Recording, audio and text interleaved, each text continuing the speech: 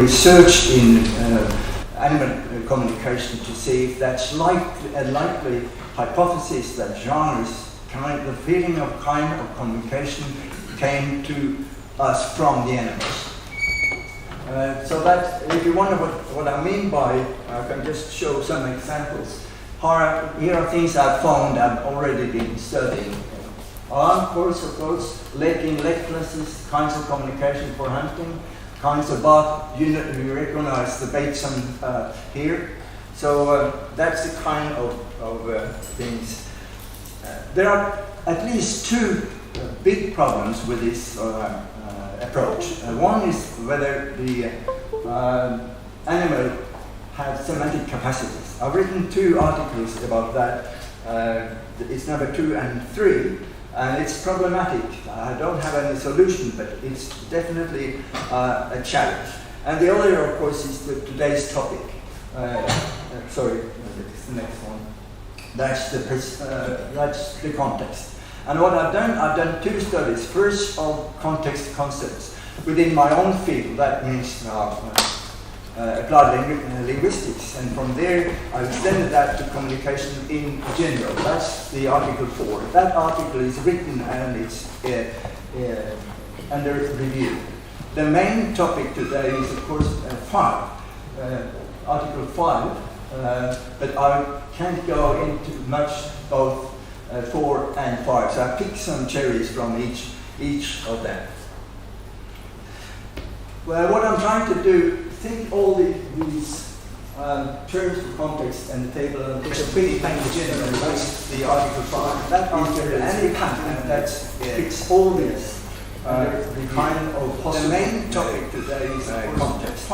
And therefore, I will ask what is context as I can't go into concepts. And you use the mathematical metaphor of the smallest common multiple. And what follows is a search for that, for context in general.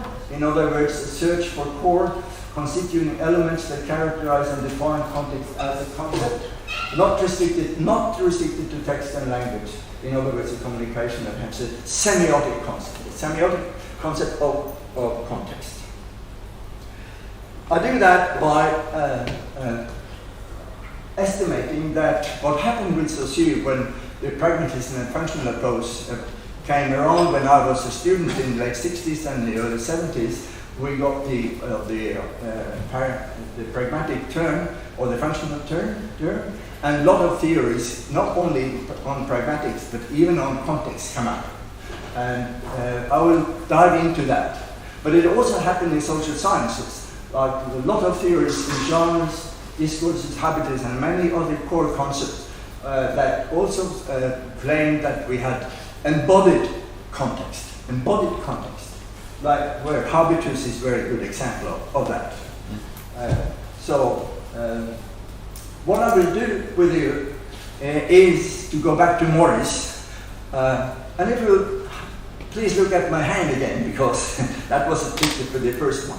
Here's the syntax, here's the semantics, and here is the pragmatic. When you put it like that, it's not a triad.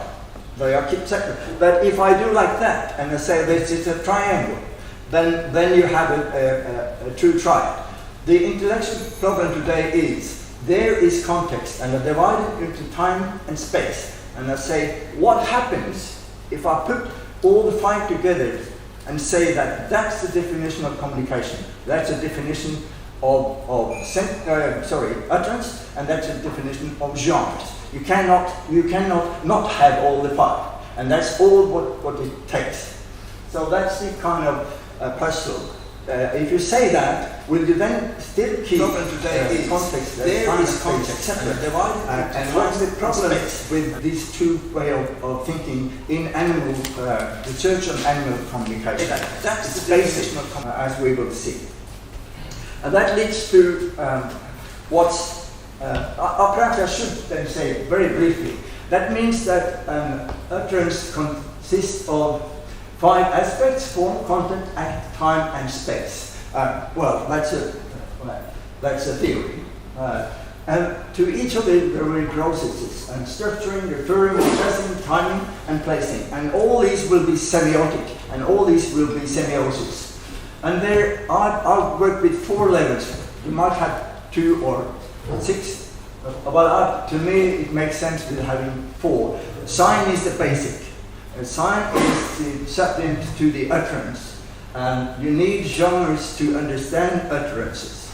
And all that is encapsulated in the ceiling, which is life world, which is almost exactly the same as Umwelt, going back to the German tradition of Habermas and Luckmann, for instance. Okay, it looks like that. I want to go into it. You will find it in many places if you search my name. You find that model. It's not the point today. What I will present to you today then are 3 results. You can see I've skipped the 4th one because it would take too much time. But people who are interested can give you that. The 3 results are the punchlines, a couple of punchlines, and the definition, and also the epistemological challenge in Article 5. The punchlines, I simply read them to you without the owner of it, so to speak. You shall know a word by the company it keeps. A code is a key to context. There are multiple layers of context. Context is mental. Meaning is context-bound, but context is boundless. Habitus is the body's second nature. Genre is context, or as context. Erikson and Schultz, when is the context? The Thomas hypothesis from 1928, the perception of situation, someone's sense of situationality can be said to partly cause an action. Jonathan Keller, again, context is not given but produced. And the three last have to do with research and methodology. This Gomez claims that corvids, apes, and rodents can take goal-directed actions on the basis of absent spatial-temporal context. That's the interesting concept here. Fetcher says that, in conclusion, the relation status of context requires an interactive frame of reference accounting for context, contextualization, decontextualization, and recontextualization. As we all know, Popper distinguishes even between context of discovery and the context of justification. So that's the key word. Are these possible to connect? Yeah, I use the famous McLuhan view on the view, a focus made from a position generates a figure and hence a ground. We all know that one.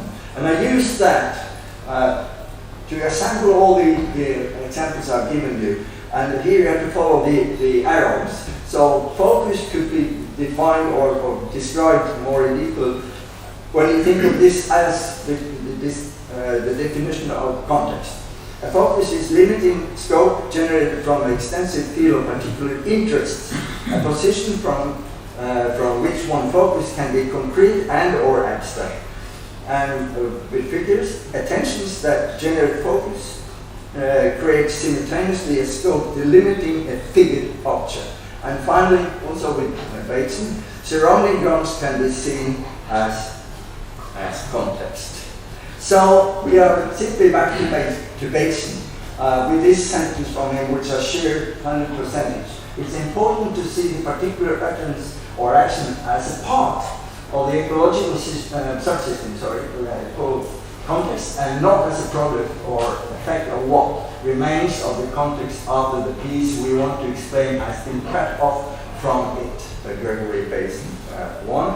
And that means that this general this smallest common multiple element implies in some sense a very essentialized perspective of context as a general concept. But when we do research, that's totally another story. They will be specific and they should be seen as possibly dynamic, possibly open, and possibly relational. Not that they are, they're possibly. So that's the challenge of doing research. Article 4, to start with that, is under review, and one of the reviewers has pointed out, which is absolutely fair, and I take it into my heart, for biosemiotics, Umwelt is inevitable when discussing context and animal communication, and this claim should be addressed in a relation, and I pointed to myself, to my arguments. And after that, I found some couple of articles, and there are three in the audience really recognize, and that will use some of that. But I will say that my understanding of life, or repeat, that my understanding of life, life world is very similar to Umwelt. So I have no problem with kind of incorporating it. The key problem is, of course, the epistemological challenge that we find when I work with the Article 5. That is the empirical research within this field. They come up with time, space, and chronotropies to combine because it might not be the same. And of course, the characterizations here are mental, embodied, and dynamic.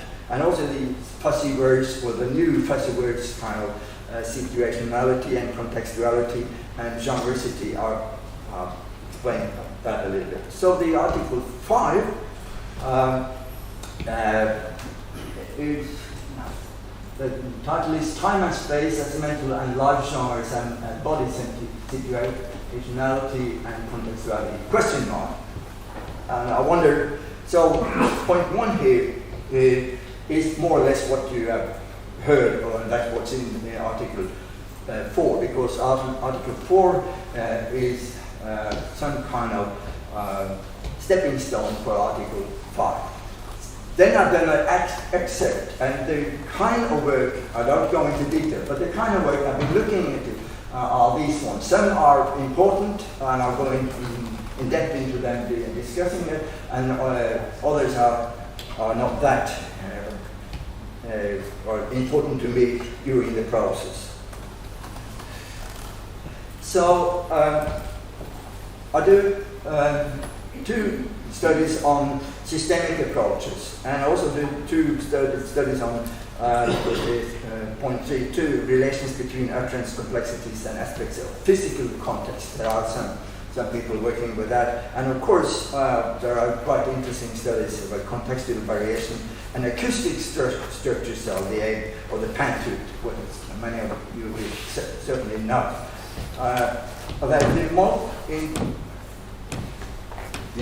The most important part is 4.4 in the article, and I worked on Nomura et al.'s publications in Biosemiotics, and also with some kind of focus on Ireland's study of space. So one key finding, just one. It's a long sentence, and I read it because you should take it as a whole. Nomura et al.'s idea that the time type is shared, and hence intersubjective. Ireland's idea that the key aspect of space is social and hence shared. Hogan and Stotter's focus on synchronization in time and space, and Huntian's triadic idea of systemic functional linguistics as applicable on animal communication, all in different ways contribute to and as a whole seem compatible with the hypothesis that animals may communicate by life genres. And final one, if animal contextuality difference between embodied and physical context, life genres brings pre-situationality to animal encounters. Genericity is kind of strange, but is meant as a collective change, that is, a shared semiosis in ways of communication over time, whether new species come up or you change the environment. And the last sentence, since the definition of context is basically perception or perceptional, it applies to and is applicable on all senses and all means of education. Thanks.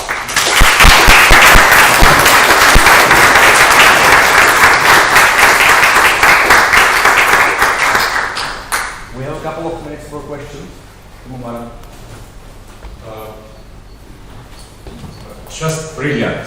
Thank you very much. I think it's so inspiring. I want to ask, if you think about this linguistic background where the distinction between semantics and statics and pragmatics comes when it's based on a human language and human science systems. So basically we can make an analysis in this layer without paying much attention to human agents or subjects or this kind of individual presence. Now, if you develop this approach towards our species, there's a question of species-specific science systems. So what I want to ask is that how you approach or how you solve the question of context of different species. So is the context species-specific? Can we talk about cross-species context, how to play between these different levels or how to connect, please? Thanks. Well, if I was brilliant, you were brilliant, because that is that is taken up by one of the studies I go through. The studies simply said that you have to understand the total Umwelt of one specific species to say something safe about that. So the answer is that you have to think about each species first to understand what is kind of the life goal of a course and anything communication that goes with it. When I used Morris,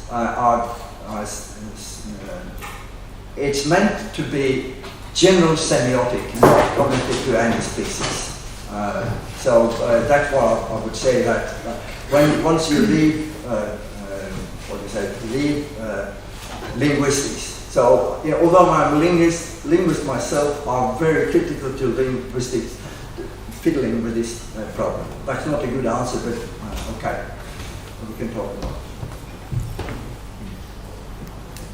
it. Thank you so much. I concur. This was brilliant, and this took us really made a tour of one of the most important questions we have about context. And I think what is beautiful about biosemiotics and thinking in constraints in general, that it makes us ask question, this famous question, why there is rather something than nothing, becomes why there is rather something than everything. And you made it clear that this everything, the context is always there.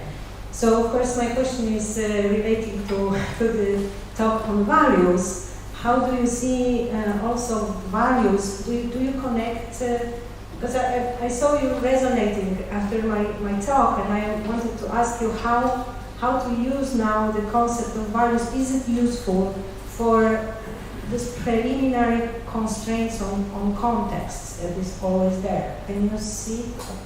I tried very briefly. To each of the components, the first structure will with the structures, aesthetics and emotionality will be connected to that, and that's where the values are. But similar to content will be essentialist aspect. So I think I will place it there. Thank you. Last short question.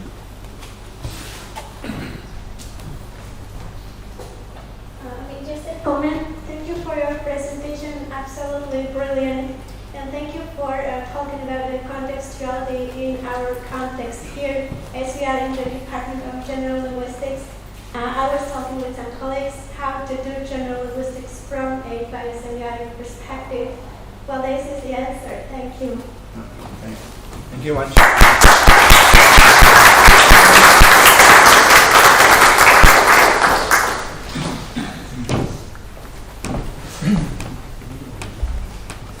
So the next presenters are Renata Vincentini-Mieri and Anderson Vinicius-Romanini with the topic Social Media Platforms, Algorithmic Mediation and the Emotional Turn in Communication. The floor is yours.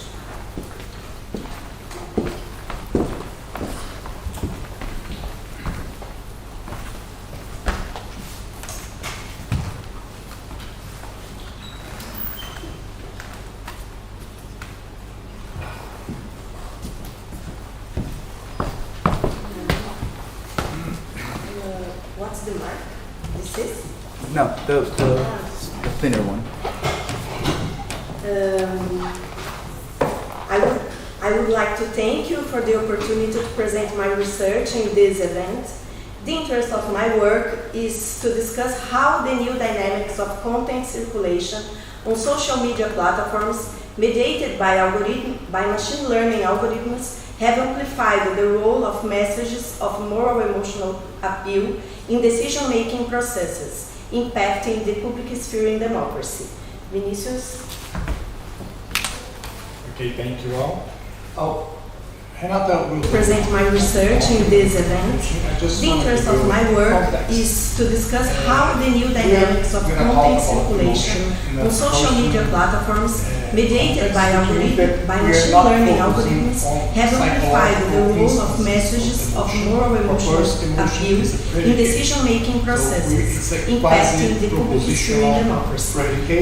And best way to think of emotion is like a an embodied metaphor. So you represent. Present my research in this event. I think this is important to understand where we are trying to achieve.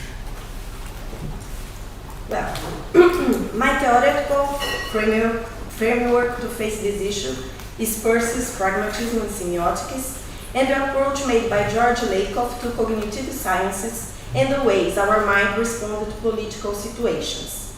We start from the hypothesis that we are facing an emotional shift in communication, when the argumentative reason is given away to make room for content constructed by images, memes, short videos, and content with a strong moral emotional charge, especially ones that wake up fear and hate on process of decision making. Let's see. We define this standpoint as the dissemination of content of a moral emotional nature favored by algorithmic mediation to access emotions from specialized strategies to achieve practical and rapid persuasion effects, and use them to manipulate and modulate impulsive social behaviors, which do not require understanding process and do not have an argumentative reason to form beliefs and guide attitudes. The social media platform's algorithm system distribute content to users based on a massive personal data collection that includes our navigation habits, how we react to content online, with whom people and accounts we relate, and so on. This information constitutes what we call big data, seen here not for its size, but for the possibilities of aggregate use of its basis, structuring users' contact networks, friends, followers, behavior networks based on communication patterns, such as tags the same photo, use the same hashtags, sharing the same posts, and feelings network, from the grouping of users who react in the same way to certain contexts, establishing the dynamics of bias. These data are their basis to construct a personality profile developed to evaluate people by 5 criteria, named as OCEAN: openness, conscientiousness, extraversion, agreeableness, neuroticism. From these factors, you have heard about this on Cambridge Analytica, I suppose. From these factors, the social media platform do the automatized selection and distribution of contents using the machine learning algorithms programmed without public scrutiny. Besides these dynamics of the distribution of contents, the design of the social media platforms environment is characterized by speed and instantaneity. The contents multiply in feeds frantically, making the user fix their look for seconds on each content and react mainly for reaction, getting trapped in a circle of stimuli activated mainly by moral emotional content, which quickly fires in the cognitive system. Elements to capture attention prevail, which is the basis of the social media platform business model, which has the objective of maximizing profits for these companies that have already become the largest in the world. In this attention-grabbing environment, the moral emotional content gains relevance and stands out. Repetition, speed, and superabundance are factors that do not favor the production of new knowledge. This dynamic of moral emotional contents impacts on subjectivities, deepening fears, anxieties, aversions, doubts, hatred, and reinforcing prejudices.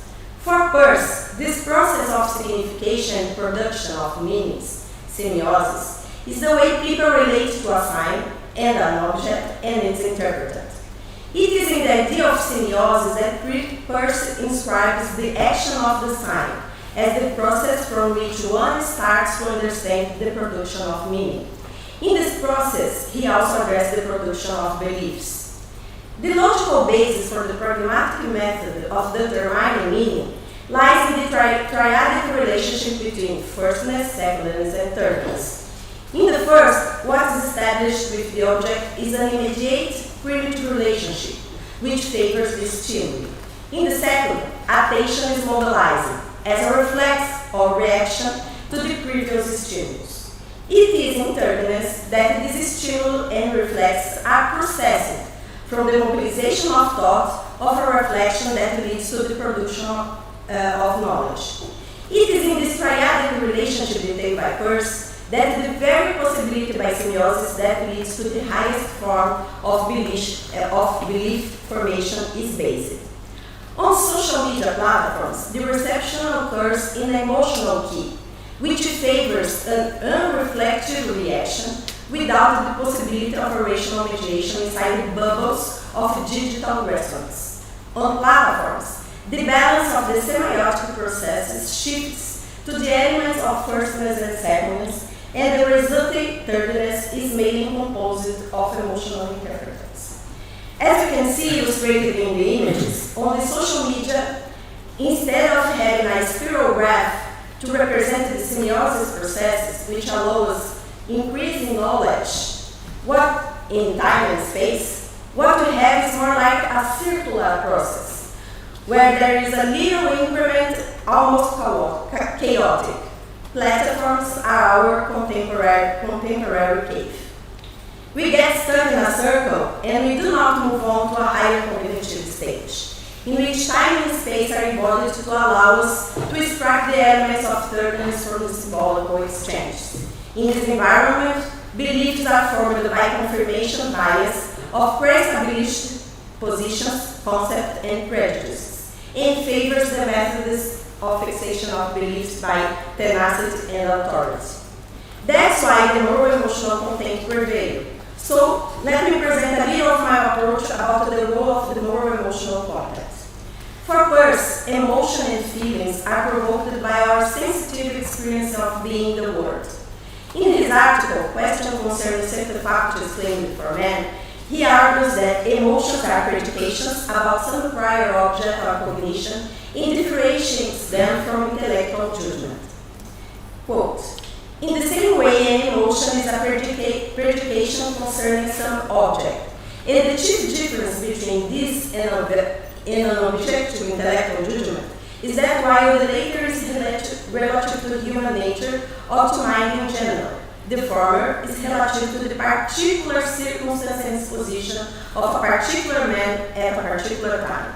What's here said of emotions in general is true in particular of the sense of beauty and the moral sense.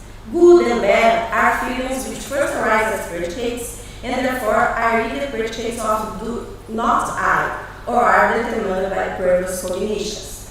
There being no intuitive power of distinguishing subjective elements of consciousness. For Peirce, cognition arises through a continuous process. The cognition process is established from valid inferences, reducing mental action to valid reasoning formulas. The inference process happens from arguments that can be simple or complex, and generally consisting of three terms, usually two premises and a conclusion that must be logically related to the previous premises.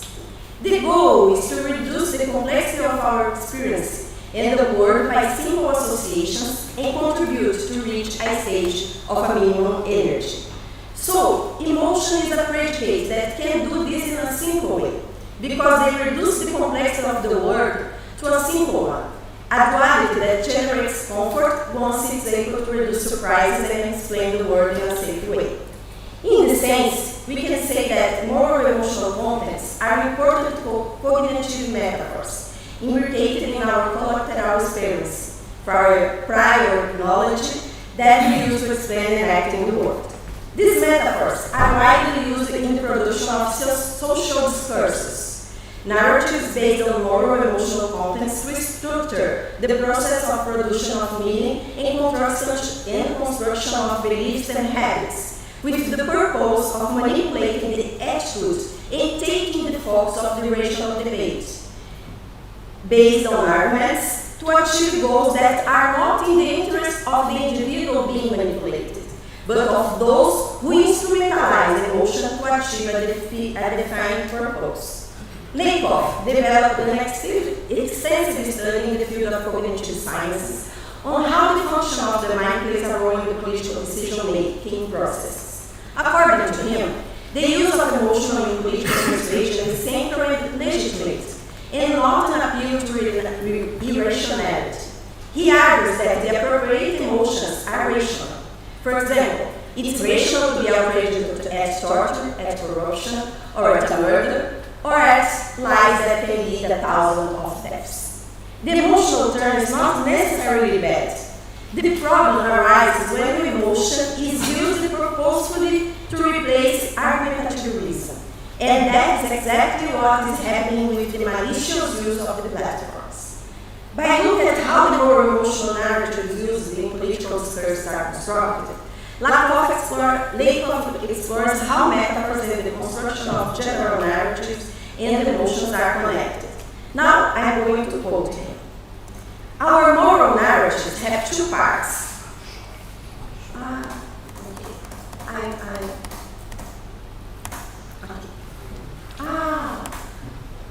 I'm sorry. Our moral narrative have two parts. Both are physically in our brains. The first is the dramatic structure of the narrative, with roles like hero, villain, victim, performing actions. The second is the emotional structure, linking the dramatic structure to positive and negative emotional circuitry. They provide the emotional texture of simple narratives. Because they are neurally bound, the emotional structure of the narrative, anger, fear, relief, is inseparable from the dramatic structure, villainous action, battle, victory. Another important metaphor that is used for political positioning purposes is based on a family structure model. Lakoff hypothesized two versions of a family: a strict father family that made on to pure conservative politics, and a neutral parent family that made on to pure progressive politics. Freestone et al. Characterized the social and cognitive functions of narratives in terms of active inference. Active inference depicts the fundamental tendency of living organisms to adapt by actively creating, updating, and maintaining inference about the environment. They point that process that occur sequentially to, I am quoting here. They point to processes that occur sequentially to facilitate the construction of meaning. First, individuals construct narratives of their life experience in order to process and organize this information in the form of a unit, transforming it into a story. These narratives, in contact with other narratives and with the experience of the individual, from collection and associations, open possibilities for new narratives. Here, we can relate the storytelling process that Reason and Toll described with the scheme proposed by Lakoff that points to the family and dramatic structures as the basis for the formation of beliefs in political positions. The main objective of these narratives is to guide the fixation of beliefs and guide action in a manner to efficiently produce, maintain, and change the relationships among the different facets of their experiences. This pragmatic view of the cognitive functions of narratives leads naturally to the complementary view of narrative as social practice. When Nathan Hauser discusses the social mind and the fixation of beliefs, he said that, quote, dialogue is first paradigm for semiosis, which implies that all mind is structured to function in a social context. Well, then human thought is far more dependent on the social mind than is generally understood. Nathan Hauser points a Peirce's phrase which held unambiguously that, I am quoting, Hauser quoting Peirce, man is essentially a social animal. That is why the emotional, it's not really a conclusion, it's a work in progress, but my conclusion of this presentation is that's why the emotional term in communication, which we seek to describe here, block the democratic public debate based on argumentative reason and is leading to the proliferation of disinformation, hate speech, the devaluation of science, the loss of reference in journalism, that are threatening democracy in many countries of the world, such as in Brazil. Thank you very much.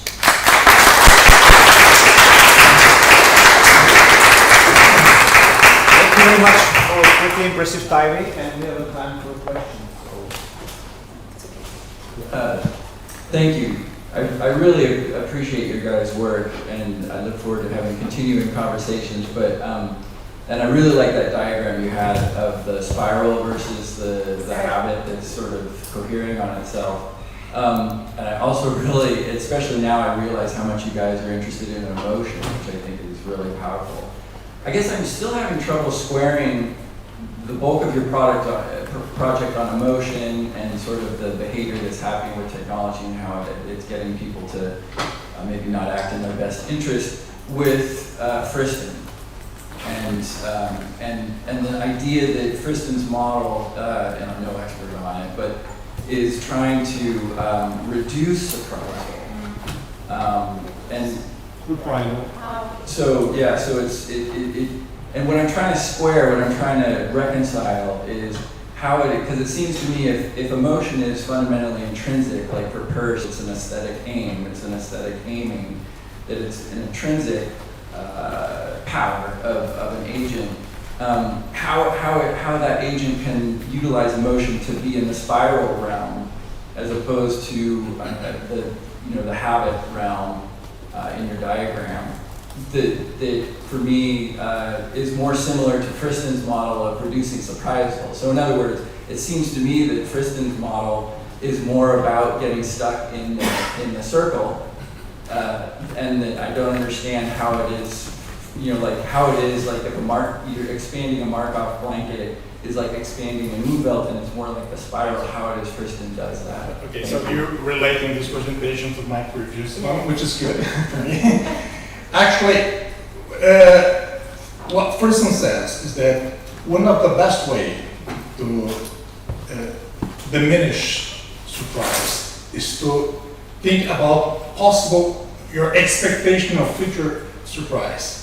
And you do that by putting yourself in a productive relation with the environment, seeking surprise, seeking information, and getting habits out of this controlled surprise is the best way to avoid bad surprises in the future. That's what kids do when they're playing. They are, they're socially building relations so they can, in the future, develop their citizenship.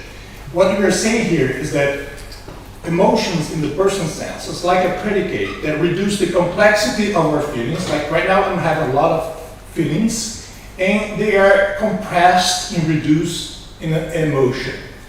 So this is a way of reducing complexity and dealing with the possibilities of action.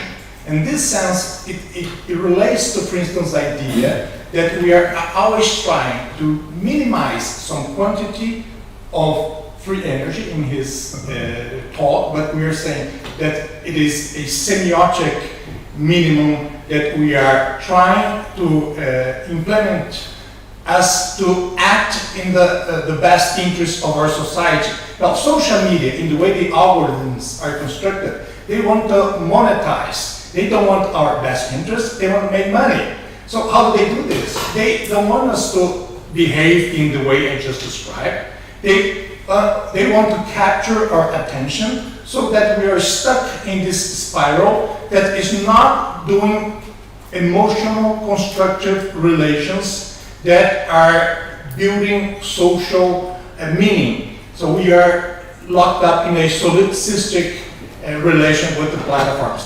The platforms are not necessarily bad. We're not being manichaeistic. What we are saying is that the way the algorithms are being implemented, it's bad. So we should analyze this process of algorithm construction and see how we can use the platforms in a much more constructive way that we're doing.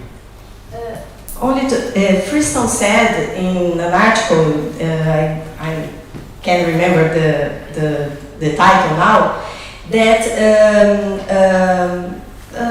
negative feelings, negative emotions are more powerful to maintain the minimum stage of energy, because even negative emotions usually is a bad thing for us, It's better to us to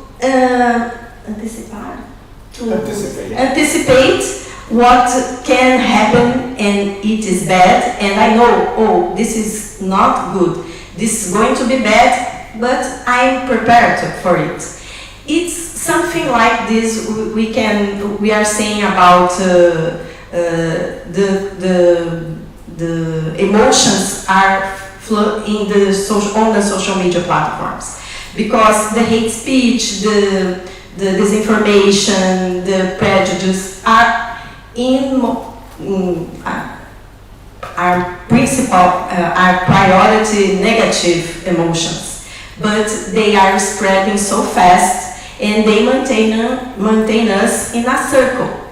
The spiral is never happened because we never achieve another level of comprehensive reason, and we get stuck in this emotional that we react only to a content, even it's a negative one. Okay, thank you very much.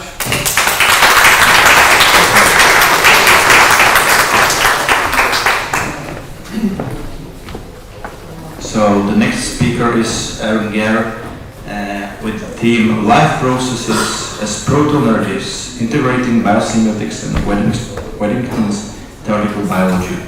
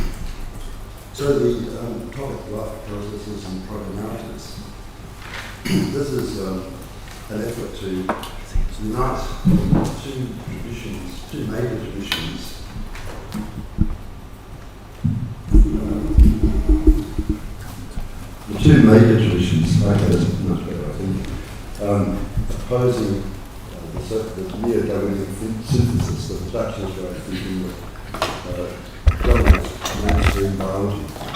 And the idea is that by combining them, they'll be good. There's more so than that. This has become evidence on Sunday. Anton Marcos talked about what we're doing here not being real science. And Barbie Aries made the same kind of complaint, or not tell us complaint, accusation. And so I'm really interested in this whole relationship between science and the humanities, and trying to defend the humanities. Really not just a matter of defending biosemiotics as science, but arguing for an alliance between science and the humanities. The sort of thing that Brigitte argued for. So there shouldn't be any sharp division between art anyway. That's fairly important, I think, because if you look at what's going on, scientism implies denying cognitive validity to the humanities, which is associated with reducing the mainstream science, reducing people to just things being controlled along with the rest of the world. As Heidegger put it, in framing the world as scaling reserved to be exploited. So that's what I'm really setting out to oppose. People don't normally think of the work of the theoretical biologists, Joseph Needham and Warrington and so on, in that context, but that's really what they also were concerned with. And I think it was also a concern of Peirce. And of course the hermeneuticists, Anton Marcos has supported biohermeneutics, and I want to support that. And the idea of talking about life processes as proto-narratives is actually a defense of biohermeneutics integrated with biosemiotics, integrated with theoretical biology. Looking at the work of Warrington, well, the whole movement of theoretical biology began in the 1930s. These people were inspired by the revolution that had taken place in the physical sciences with relativity theory and quantum theory. Various other developments in the Russian Revolution.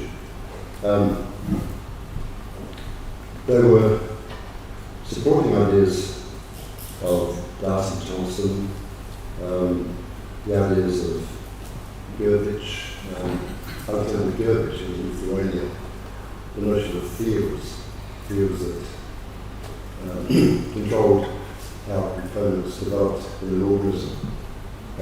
So that they were promoting a holistic view. In the case of Needham, he was a biochemist, and biochemistry was normally associated with reductionism, but he was an anti-reductionist. And Waddington was an epigenicist, looking at the development of embryos and the like. The notion of field is central to their work. The way an organism develops, an embryo develops, the particular components with all cells, all with the same DNA, develop differently according to their position in the embryo. It's a fascinating aspect of the development of embryos. It's associated with, well, it really makes things difficult for the mainstream biologist to account for that. If you think about Dawkins' work, it just doesn't really account for it, talking about information. In fact, if you look at the whole development of embryology and the notion of epigenesis, it's associated with very radical thinking because it implies that nature is essentially creative. It's the sort of idea that was promoted by the people like Giordano Bruno, the notion of a self-organising universe. The idea of pre-formation fitted much better with Orthodox Christianity because it implied that the only really creative being is God, transcendent being. You had the forms, and matter was somehow inert. Brian Goodwin has pointed out that those people who celebrate DNA as information are actually going back to a kind of pre-formationism. So giving a place to that creativity is a real challenge to mainstream science, because mainstream science is normally about setting up a set of equations, boundary conditions and initial conditions where you can predict the outcome with entailing laws. Well, how can you do that if you've got real creativity in the world? So epigenesis is a real challenge to mainstream science. And if you think about the relationship between this and biosemiotics, so Kalevi talks about there being 5 levels of semiosis. There's a cell, then there's vegetative semiosis, which is really embryology and the like, and then you've got your higher levels. Well, embryology, the notion of vegetative semiosis is fascinating. The idea that growth is a kind of interpretant. It's a really nice idea, I think. The trouble is, as we've seen, is that people tend to not take it seriously enough. Now, my contention is that if you link these ideas together with Waddington's work on embryology, then you're really in a strong position to say that not only is this going to strengthen true tradition, but it's really going to challenge mainstream science. And this is what these people are about. What we need to do is replace mainstream science. Now, Waddington, towards the end of his life, started to look at the place that language could play in biology and suggested that the analogy of language should be taken up and was the future of biology. Kalevi knows about this, but not many other people in biosemiotics do. So it's not all that big a jump then to relate these two different traditions. The way Waddington saw it, looking at the working, there was similar to his in these biological conferences that took place between 1968, or were published in 1968 to 72. I think conferences themselves took place earlier than that. Lewis Walport talked about how it is that cells develop according to their position in the developing embryos. And one of them was sympathetic, but said that his interpretation of that was just too simplistic. As he put it, what is taken as positional information is, as Walker put it, only the method language of pattern. And Walker is neglecting the underlying language by lumping it into an unanalyzed cellular competence. It is this cellular competence that has to be understood, and it is here that the analogy of language is required. Well, that's a real challenge, to explain what's going on. And I think that this is, what genuine science is about. It's not just people trying to being able to reproduce each other's experiments. It's actually making intelligible what's actually going on. And that's a real problem, because what does it mean to make something intelligible? The logical positivists talk about covering all models. Well, that doesn't give a place to making things comprehensible at all. And these ideas have had a huge impact and influence on the sciences, which have turned away more and more from trying to make things intelligible to just producing reproducible experiments.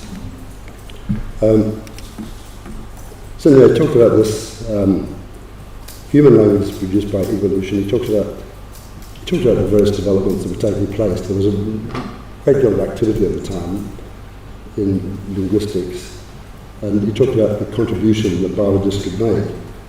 Natural selection is concerned with actions in relation to existing circumstances, which I should read this in. What the proteins do as enzymes, or what have you, a coding of natural phenomena into symbols in a language could only produce effects if the basic character of language is to be imperative, not indicative, to express in symbolic form commands, instructions, programs, not statements. And from this he concluded, to a biologist, language is a set of symbols organised by some sort of generative grammar which makes possible the conveyance of more or less precise commands for action to produce effects on the surroundings of the emitting and recipient entities. And it is language in this sense, not as a vehicle of vacuous information, that I suggest may become a paradigm for the theory of general biology. You note this attitude towards the concept of information, this contemptuous of it. It's got to be imperatives, something that will produce an effect. It has to be a causal relationship. The followers of that whole program, people like Goodwin, Stuart McIntyre, and Ho and so on, and others, Sibitani, took up the project and tried to develop, to extend the analogy of language. Probably the most important work was by Sibitani, Arturo Sibitani, using Saussure's linguistic theories, understood as a structuralist, as he put it, identifying by analogy the infinite variable act of protein synthesis in the cell with the parole of Saussure. He related the creative aspect of synthesizing different proteins to the creative aspect of personal discourse under constraints associated with any language. This should be the genetic code. He then tried to explain a few things in terms of that. We talked about, we can now present the axioms that deep-seated, hardly accessible arbitrary structures in biology mediate between physical-chemical laws on one hand and biological surface phenomena readily accessible and familiar to the biologist on the other, and that, as such, they cannot be reduced to physical-chemical laws, whereas the biological phenomena may be reduced to such structures. He drew mostly on Chomsky to develop his ideas. He talked about how through this you could account for the pattern formation in lepidopteran wings, the long neck of giraffes, the number of phalanges in the digits of a tetrapod limb, and facial expressions. Subsequent work pretty much emulated that approach. And I really don't think that it was all that successful, because I think that structuralism wasn't really what Waddington was looking for. Structuralism, when you look at it, is a whole movement, and it was the different branches of it. The person that Waddington was really influenced by or aligned himself with was Piaget, who developed genetic structuralism. But structuralism, if you look at it, Saussure and so on, is separated and produces a synchronic structure, the mathematical model of that. And René Thom, and it's a sort of French tradition of thought, rationalism, pointed out what he was trying to do with his work. In the structuralist viewpoint, one only tries to improve the description of empirical morphology by exhibiting its internal unity through the formal mathematical model, which can be generated axiomatically. In this respect, structuralism is a modest theory, as its only purpose is to improve description. So that didn't really match what Waddington was concerned with, languages and structure. When he was influenced by, among other people, the later Wittgenstein. Wittgenstein pointed out that when a builder goes out wood, he doesn't mean some proposition about wood. He means pass me out the bit of wood. That's where language is. I mean, this is what later Wittgenstein was pointing out against the logical empiricists, that they were fixated on somehow representing reality rather than seeing it in relationship to people's practices and forms of life. And that's where Waddington was located. This is why he was sympathetic to Piaget, because Piaget's starting point is always people active in the world, and he gave a place to real development. So if you think about cognitive development in Piaget, you get the emergence of something that's genuinely new in each individual, and it begins with their practical engagement in the world. But Piaget himself actually downplayed the role of language. Vygotsky took it up, and I think Vygotsky's been proved to be right, that language does influence cognitive development. But only 5 minutes left. Okay.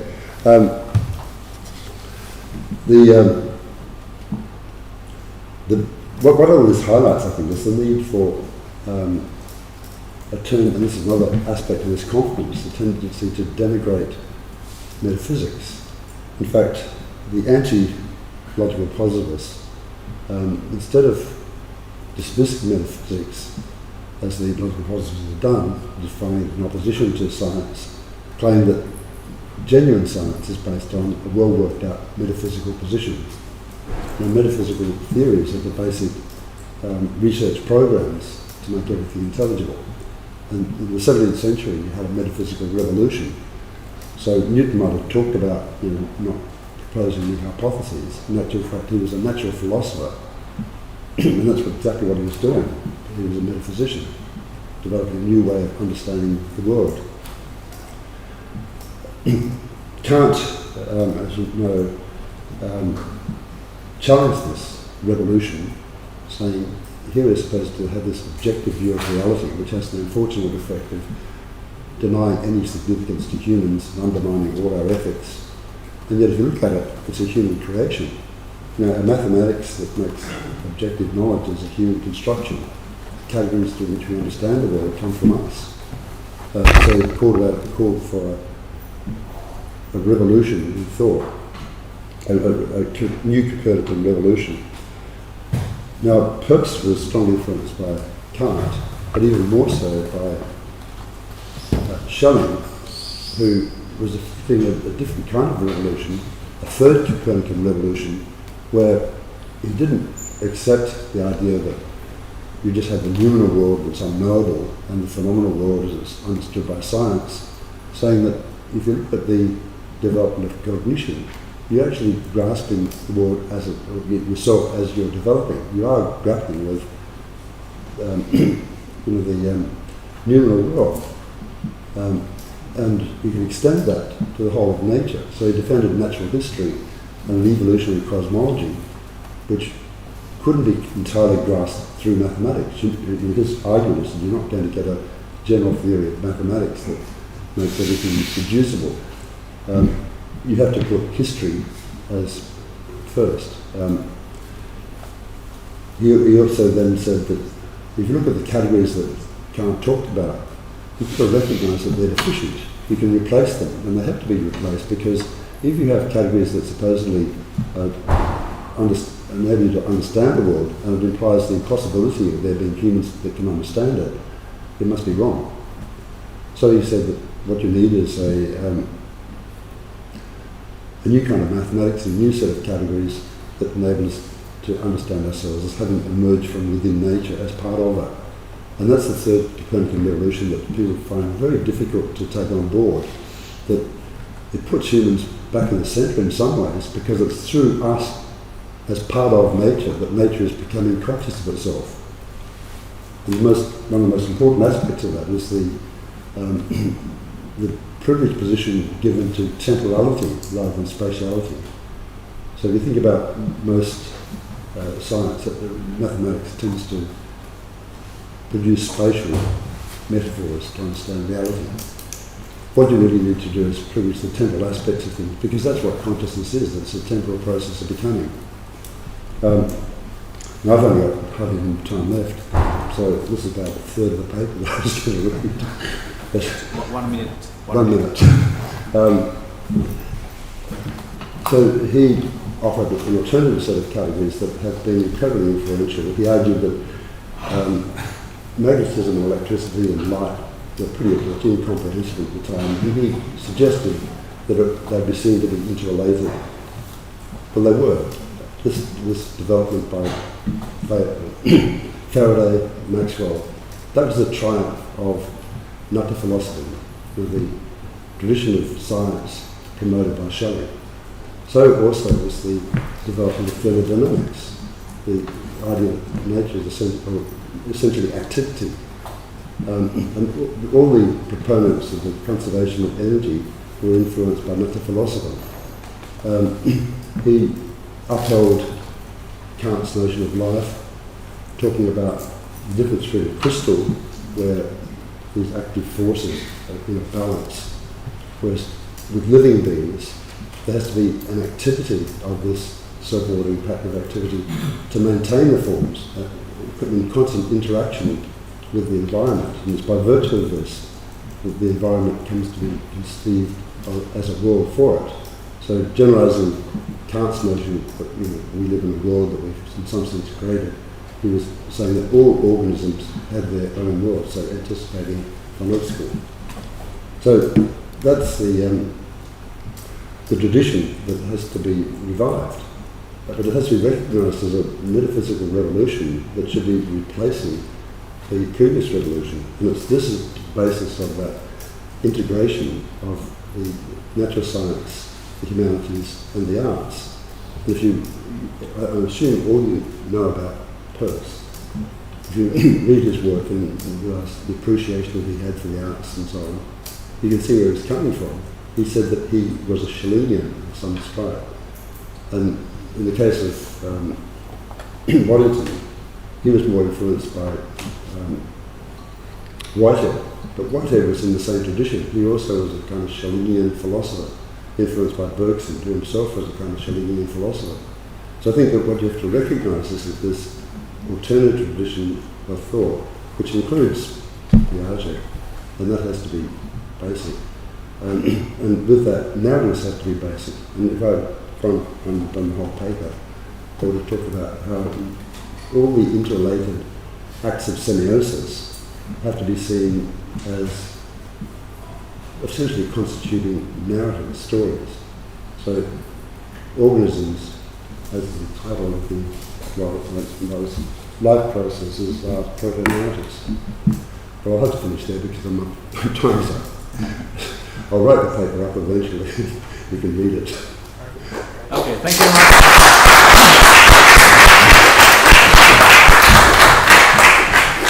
Unfortunately, we have to postpone discussion for a coffee break, sorry. Our last presenter is Jamie Pelkey from Toronto with the topic Analogy and Evolution versus Biosemiotic Perspective. What is yours?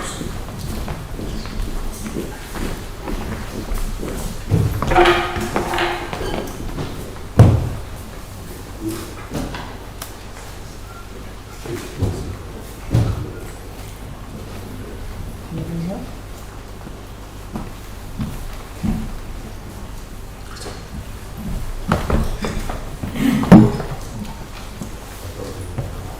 you.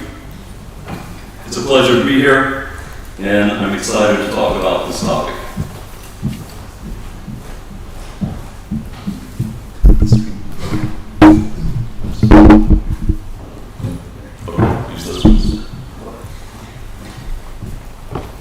Topics I'm going to try to cover, all interrelated with each other: the domain general nature of evolution, its relationship with analogy, and the nature of analogy, why analogy needs automation and habit taking, and isn't enough on its own, how these aspects of evolution map on the recent insights from biosemiotics and the biosemiotics of aesthetics, how these connections apply to micro and macro levels simultaneously, and how my daughter taught me the difference between a block and a key. For your information, these are not blocks, they're keys. We'll come back to that at the end. And by the way, this is my daughter, but out of respect for her privacy, I'll just refer to her as the seahorse, since this is going on with the internet. She did give me permission to use her data that I collected. Well, I'll tell you about that later. All right. So, why does this matter? Because none of it is very well understood. All right.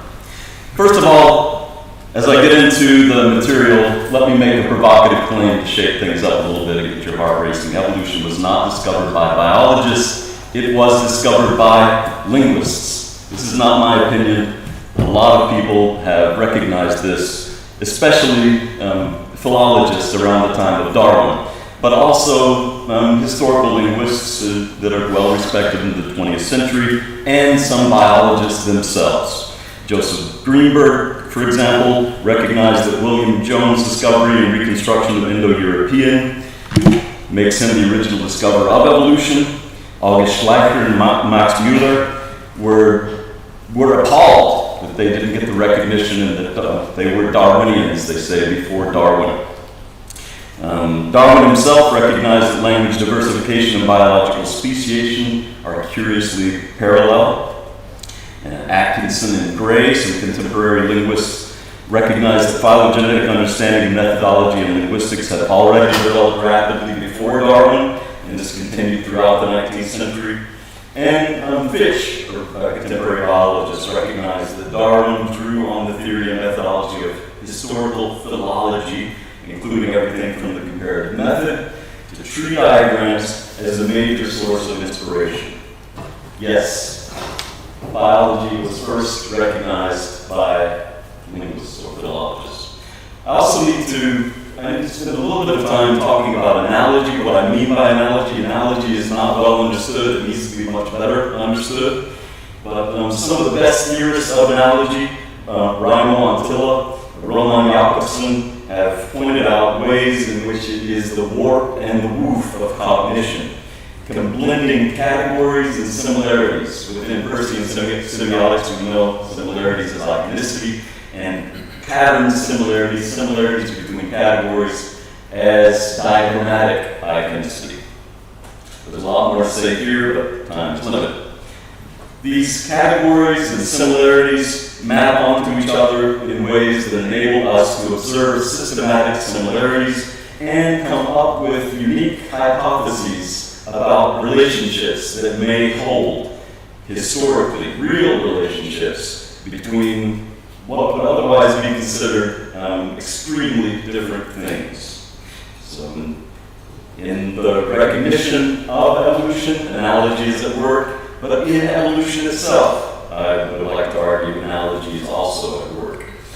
Douglas Hofstadter, another key thinker in the nature of analogy and its role in cognition, says, to me, analogy is anything but a blip. Rather, it's the very blue that fills the whole sky of cognition. Analogy is everything, very nearly so, in my view. I beg to differ with Hofstadter, but I get his point. I think analogy is really important, but there's more to the story. For Antilla, analogy works both in structure, giving it cohesion, and as a process for problem solving. Analogy, he argues, in the context of linguistics, is the best and only agent for universal grammar. Joan Bybee concurs, basically, arguing that it's the basis of human ability to create novel utterances.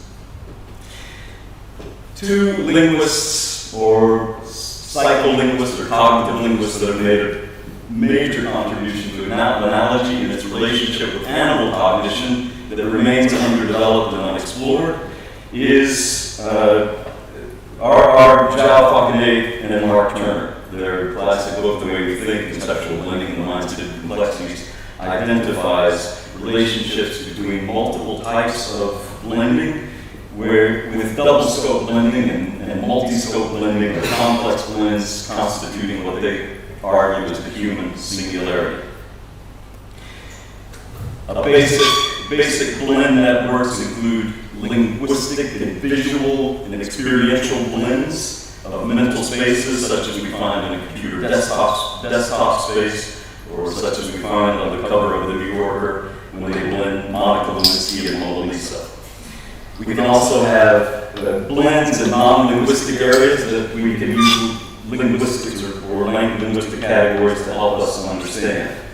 We can have more purely visual blends in advertising for helping us understand new relationships between things. And the difference between a blend and a conceptual metaphor is that it's not simply unidirectional. The two influence each other in a kind of confusion state that leads to new insights and possibilities. Nonetheless, the relationships can be identified as systematic similarities. These systematic similarities cohere as paradigms in advertising campaigns, social justice movements, in order to make a point, to help you puzzle through things and change your mind. Most of all, when we're talking about analogy, I want to refer to Peirce's concept of analogy, which, as has been recently clarified and is already clear from Peirce, if you pay attention, that analogy is a blend of abduction, deduction, and induction. Not just any kind of abduction, but abduction on a diagram, or guessing according to a pattern. Not just guessing according to a pattern, but having that guesswork draw tentative conclusions along the way, and then testing those tentative conclusions by further experiments on the diagram. And the purpose is to find better fit between parts and wholes, between wholes and parts. The process of analogy is grounded in embodied feeling. And not just emotion, and I appreciate the distinction between emotion and feeling in one of the previous talks. But it's good to remember that iconicity is not an abstraction. Iconicity is a very specific embodied feeling and shared experiences of embodied feeling, because all iconic relations are grounded in tonal iconicity or qualisance. Now, this talk already had too much in it, according to my abstract. When I went back and read the abstract, I was shocked and appalled. But then Khalid Kool did something a few months ago that completely upended things, and I cannot not refer to his article. So allow me a brief synopsis, because this article that I just had on the screen, The Biosemiotic Fundamentals of Aesthetics, is a watershed. It is an epoch, I would say. It's the future will play this out, I have no doubt. Choice. Kool identifies choice, fitting, and beauty as crucial aspects of semiosis. I would like to argue they're crucial aspects of evolution. Choice, he argues, is necessary for semiosis. It introduces a degree of freedom or gentleness, without which there would be no habit-taking, and hence no semiosis. Fitting is necessary for semiosis, since it slowly resolves incompatibilities between organism and environment through time. And what is most compatible is also the most beautiful, according to Kool. Hence, as he says, omnirelational semiotic fitting works in parallel with habit-taking, and beauty can be defined as multi-relational fittedness. This is a key move And in this key move, Cole makes a clean break with Darwinian accounts of aesthetics as a mere epiphenomenon of sexual selection. He also demotes anthropocentric perspectives to a derivative status and integrates the account with multiple layers of theory, practice, and explanatory power. But just as what is most beautiful about a forest glade is also what's most hidden from view, and that's a point that Kuhl draws attention to in the article, what's most beautiful about Kuhl's theory of evolutionary aesthetics may be its hidden relationships with Peircean evolutionary theory and with compatible empirical evidence from cultural and linguistic evolution. And this is something that I would like to suggest from previous work. To catch a glimpse of this subterranean underglade, we can mine Kuhl's own words for clues.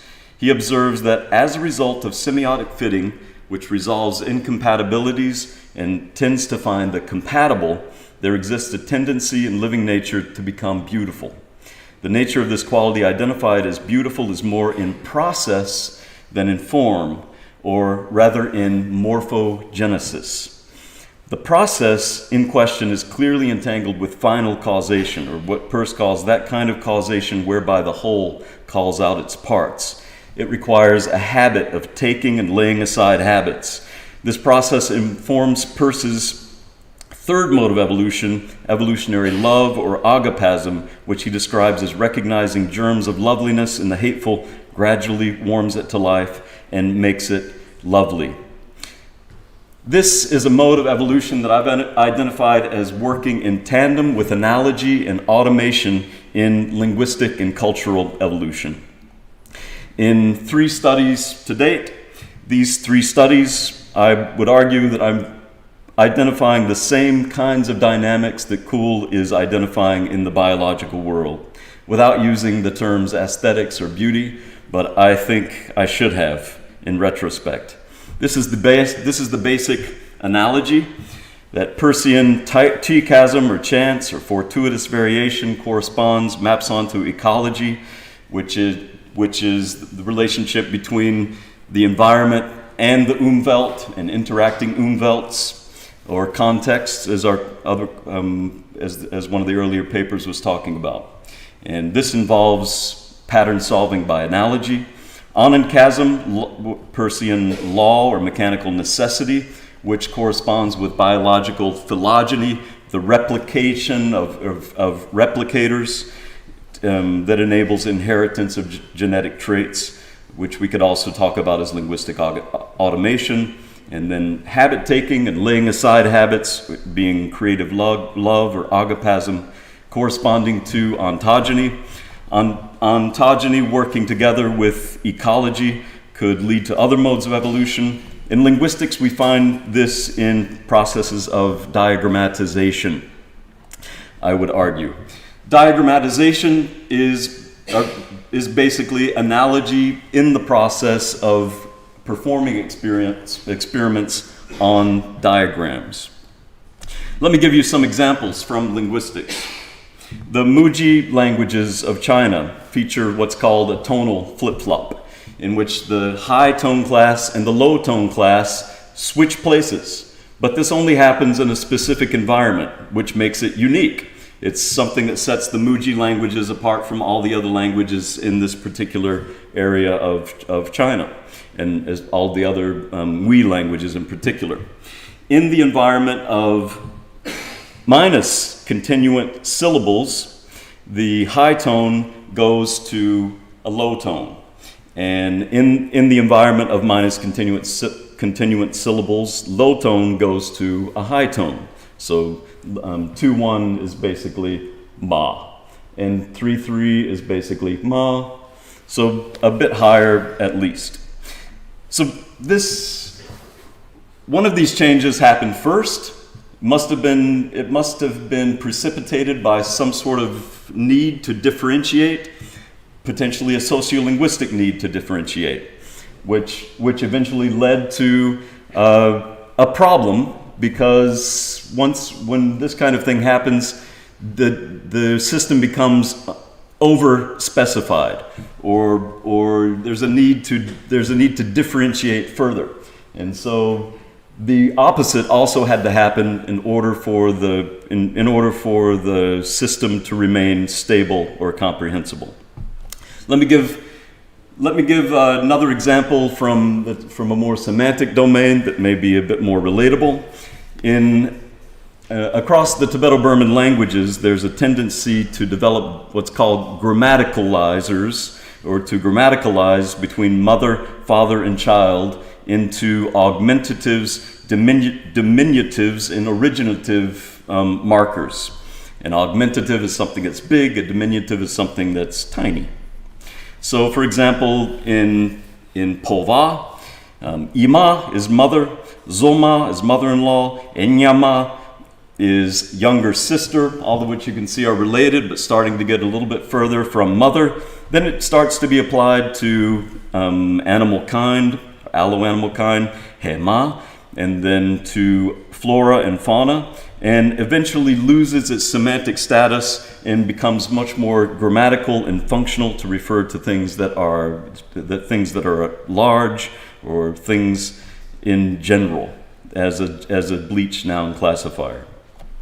The same pattern happens with the father suffix and the child suffix in diagrammatic regular processes across time, something that Sapir called drift. But there's more to drift. There's a kind of collective population level imaginative mapping going on. And in the Ngui languages, in particular, one thing that sets them apart, I discovered, is an additional analogy with Lak. Tibeto-Burman Lak is youngster, and these languages have done something similar that I refer to as parallel pluromorphic polygrammaticalization. And don't worry about it, it's just fun to say out loud in a group of people. But at multiple levels of remove, mapping onto these original sets of patterns that you can observe in father, child, and mother, youngster in this particular set of languages helps develop further functional predictability and stability in the system. You could refer to this analogy, but you would be missing the fact that it's analogy according to a pattern that's doing what Peirce talks about as developing a sense of concrete reasonableness, or what Kuhl talks about as a kind of beauty or perfect fitting with the overall system in ways that can't be predicted, but can be mapped systematically. Now, even more relatable, back to Guinea.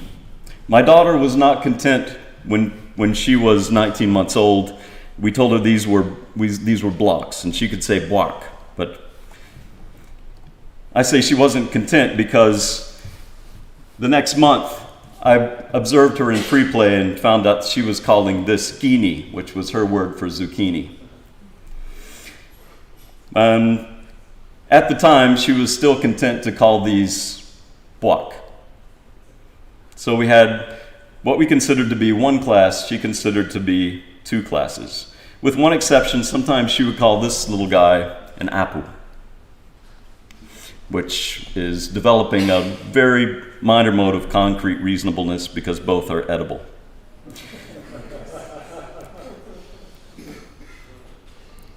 But the next month, I noticed that she was referring to the red, long, elongated block as rat guinea.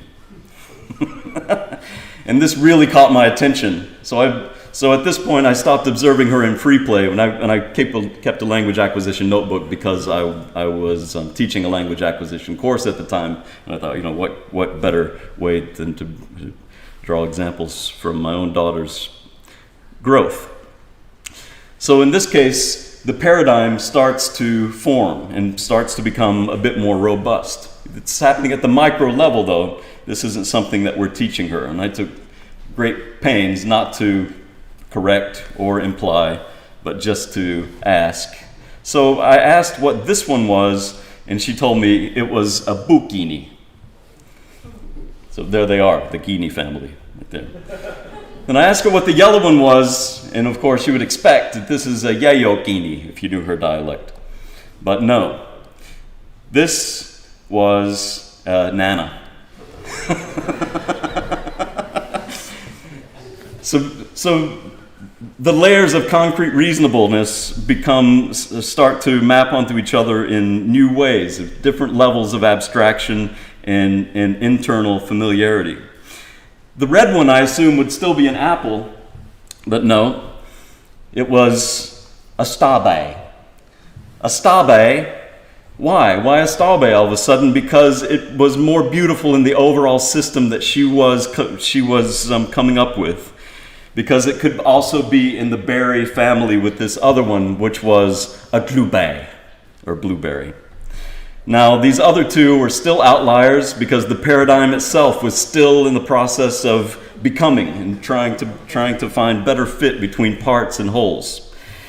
So she was content to refer to these two only as block, and sometimes the little one also as a nana, because that at least fits a little bit better than whatever the hell a block is. Okay, with that, let me close. The kinds of insights that I'm recommending between linguistic evolution and biological evolution, I think they're inevitable. I haven't articulated them the most clearly, but we need to pay closer attention to them in order to come up with a domain theory, general theory of evolution. It will require a paradigm shift of its own, both in linguistics and in biology, with ripple effects potentially spreading into many other domains. But this paradigm shift would seem natural and inevitable if we understood with Hofmeyr that language is simply a special case of a more general biosemiosis. The shift would also have major consequences for our approach to life and language, since it would require us to see, in the words of Kuhl, that there's no sensation nor aesthesis or poesis without semiosis. An aesthetic process is their aspect driven by semiotic fitting. Thank you.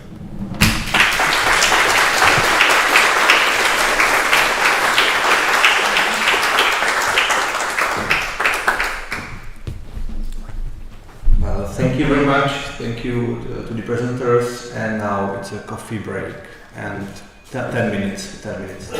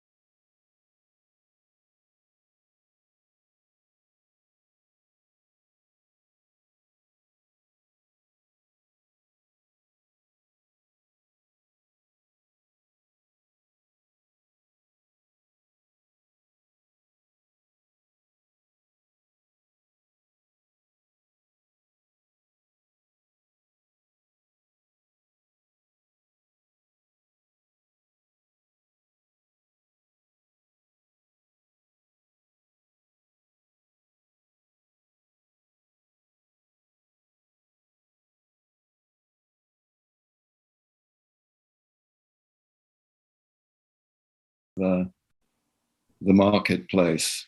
The third is we call body, mind, spirit. Is this is about how the once holistic, the once alternative holistic perspective has now become mainstream science. And here we would be looking at, that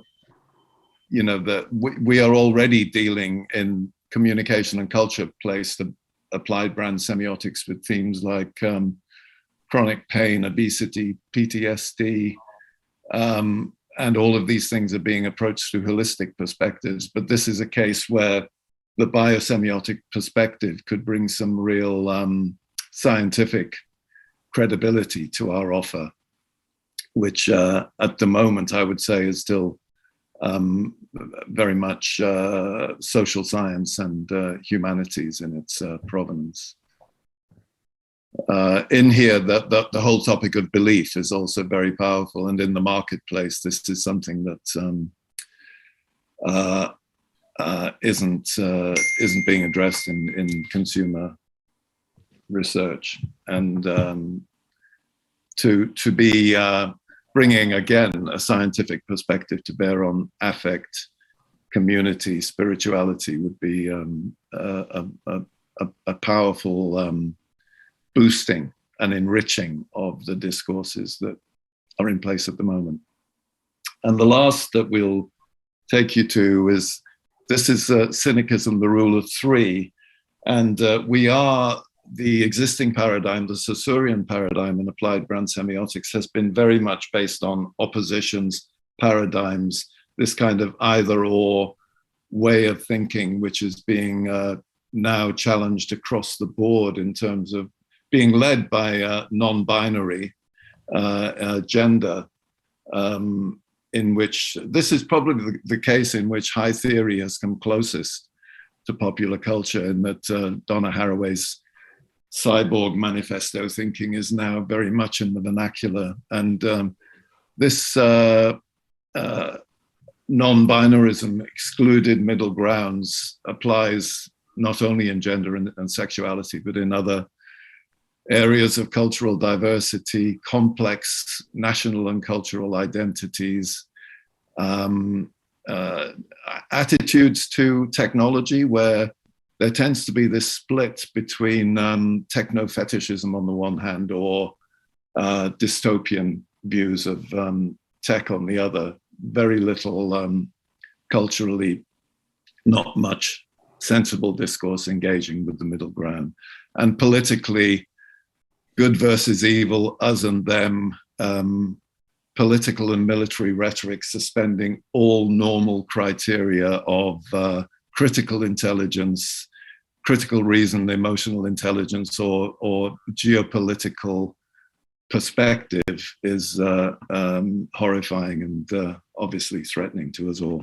So this one is about positive hybrids and middle grounds, the uncanny myth, embracing contradiction, beginning with the direct challenge to dualism and the Persian three in its various dimensions. Next, please, Gareth. So that's it. I won't go into the other two at the moment, but that's a glimpse of the cultural framework. And the next one, Gareth.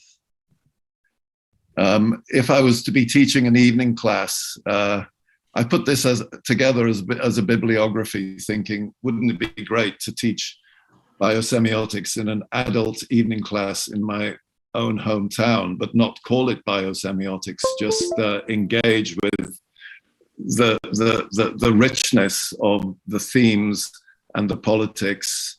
There's a picture of a world and a consciousness in transformation in that book and film list. And in a way, that's to give you, in collage form, the call of culture to you bio and cyber semioticians. Gareth.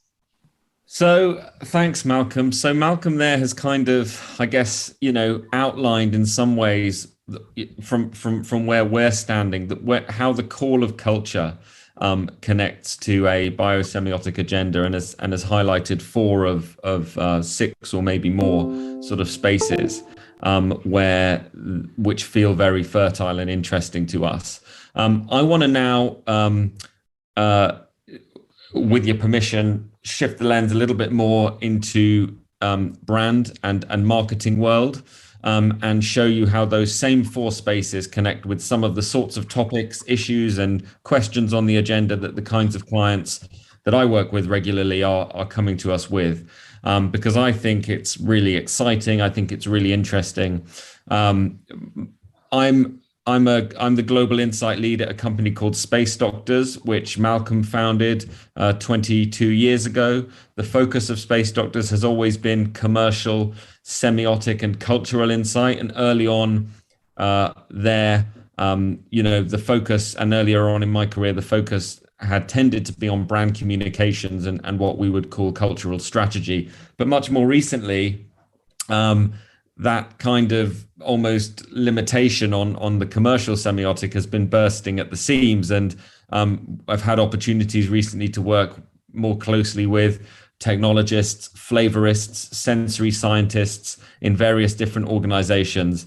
And more the sorts of questions that we are being asked to help answer make me excited about the potential of biosemiotics, because, across food and beverage, retail, pet care, health and well-being, I think there are really interesting commercial opportunities which can't really be realized unless those with the detailed expertise kind of engage. And so what I wanted to do today was just headline, as Malcolm has done, some of the points of connection through into the more commercial world. So going back to that first area that Malcolm had identified, which he called Mama's Last Hug, where is the commercial pull coming in this respect? And, the most obvious one for me would be this space of plant-based futures. This is, as you probably are aware, an absolutely massively growing space. And accessible biosemiotics could help push this even further into the mainstream. Drawing people into a post-meat future, milk alternatives, rather than just replicating meat, for example, actually kind of sort of positioning and creating brands which are proper alternatives.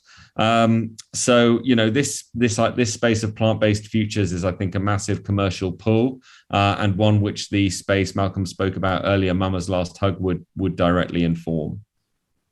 Within the ecotopia space, there's even more sort of diversity, I think, in terms of the commercial pull. On the one hand, biofashion, it feels like a massive opportunity for emerging brands and technology in the space of biofabrication to actually leapfrog more established companies who are struggling to adopt and struggling to become truly sustainable and regenerative. So, there are exciting new brands and things happening there. And some of the older ways are finding it very hard to adapt. So there's a huge opportunity there.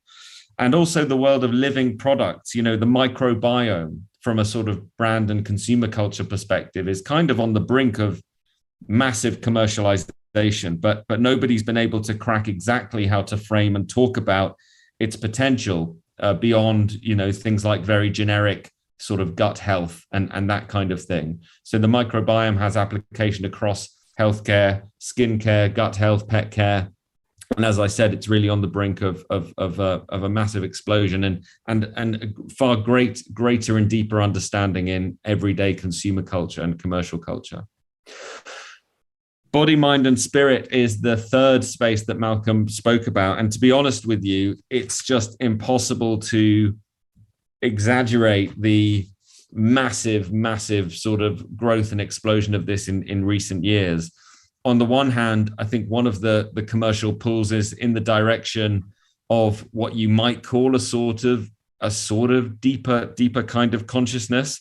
There's just a greater increase in the awareness of the importance of mental health in a very sort of pragmatic level, and an openness to sort of alternative ways to achieve that. It's already a massive multi-million, billion-dollar space, but it's where psychology, biology, emotional well-being, they all overlap. And the space within, for example, drinks and waters, of what they call euphorics and mood boosting non-alcoholic drinks, is, it's small by comparison to some of the big other more sort of well-known spaces, but in terms of how fast that's growing, it's absolutely incredible. So that idea of sort of accessing deeper or less mediated forms of consciousness is massively commercially viable, as is the more physical version of that, a less mediated engagement, as it were, with the world. The rise of brands that work with rather than against the body, nature, and the environment, and brands like Vivo Barefoot in the retail space, talking about things, how, reframing technology. The best bit of tech to ever go into a shoe is the human foot. And you also see this in various different markets of younger generations drinking less, wanting a less mediated experience with the real world. So I think unmediated bodies is another one of these interesting spaces where there's a big commercial pull. And then very finally, I think this last space Malcolm spoke about of embracing contradictions, there's just been a massive push in many markets to catch up with and start to recognize fluid subjectivities, gender inclusivity, pro-diversity. Brands that are unable to do this will eventually start to diminish in relevance and disappear. And a question we have is, how can biosemiotics help take this to the next level? There's potentially, I can give you a very practical example. There's potentially, a huge role within brands and businesses like Lego, who recognize their future must be post-plastic and must also be genderless.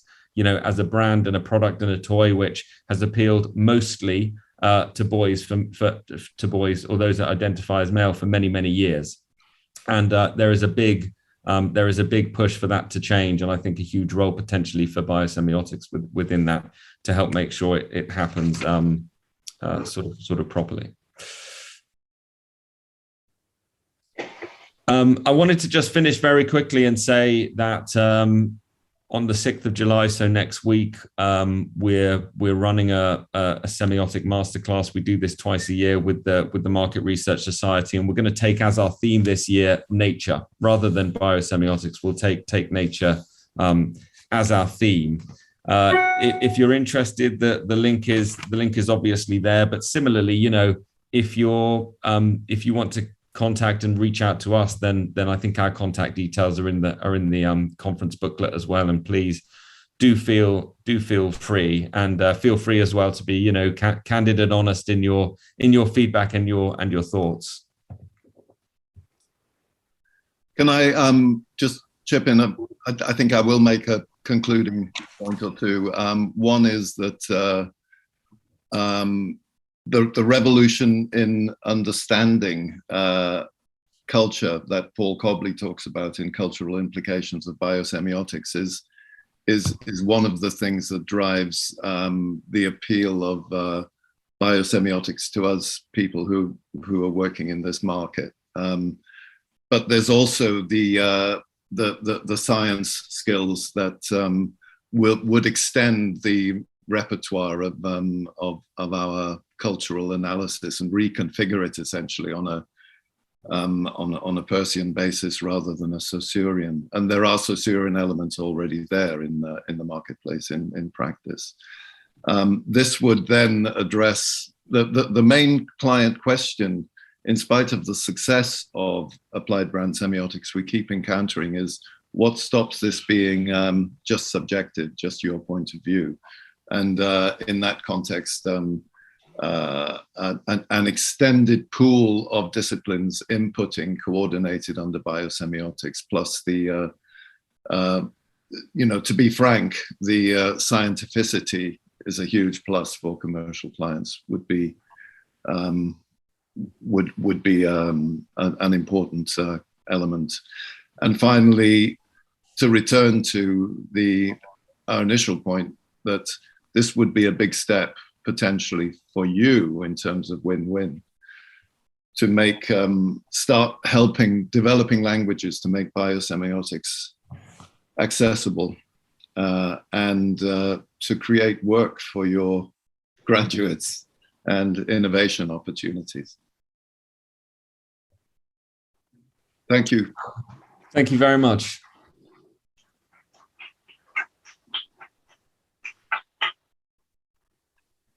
Thank you for your presentation. Can you hear me? I can't hear you super clearly, but I think that we're very happy to sort of respond to any questions if there are. Okay, we have room for one question, so please, there's...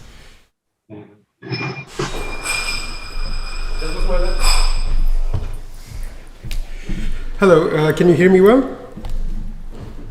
Just about, I think. Right. Well, thank you very much for your presentation. I enjoyed it very much. This is really great to put in so many words.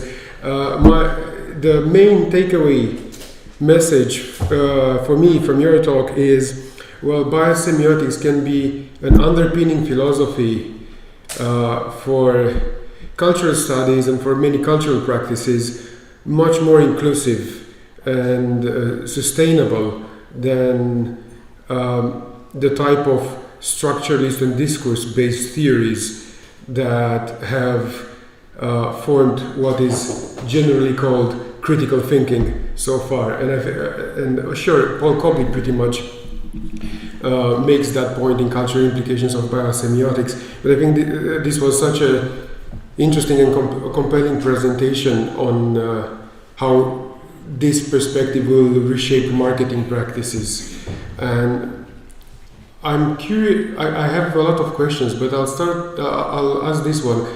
Have you considered, I think that semiotics needs to engage with, put it briefly, the big problems. I particularly appreciated, for instance, how in the recent years, Morten Tønnesen was one of the first scholars, the only scholars in semiotics to particularly address the UN's Sustainable Development Goals. And I wonder if you have been pondering on that, on how biosemiotics can enter into dialogue with that kind of language, of the language of the UN, the Sustainable Development Goals. Thank you.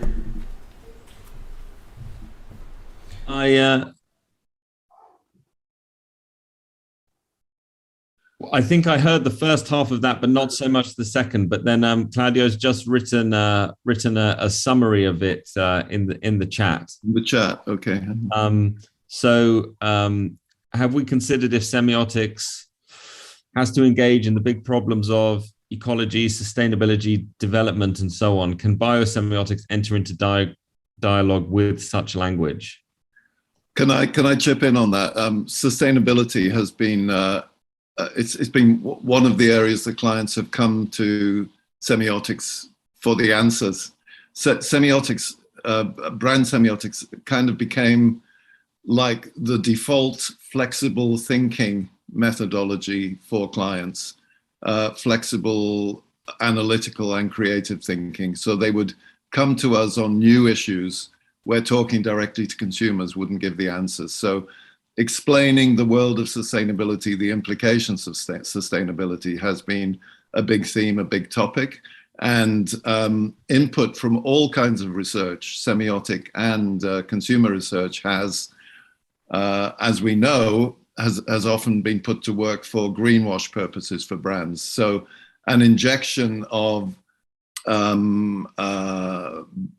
biosemiotic scientific credibility to add to the understanding of codes, discourses, which can obviously inform rhetorics that needn't always be used in a principled way. That scientific input would be hugely important.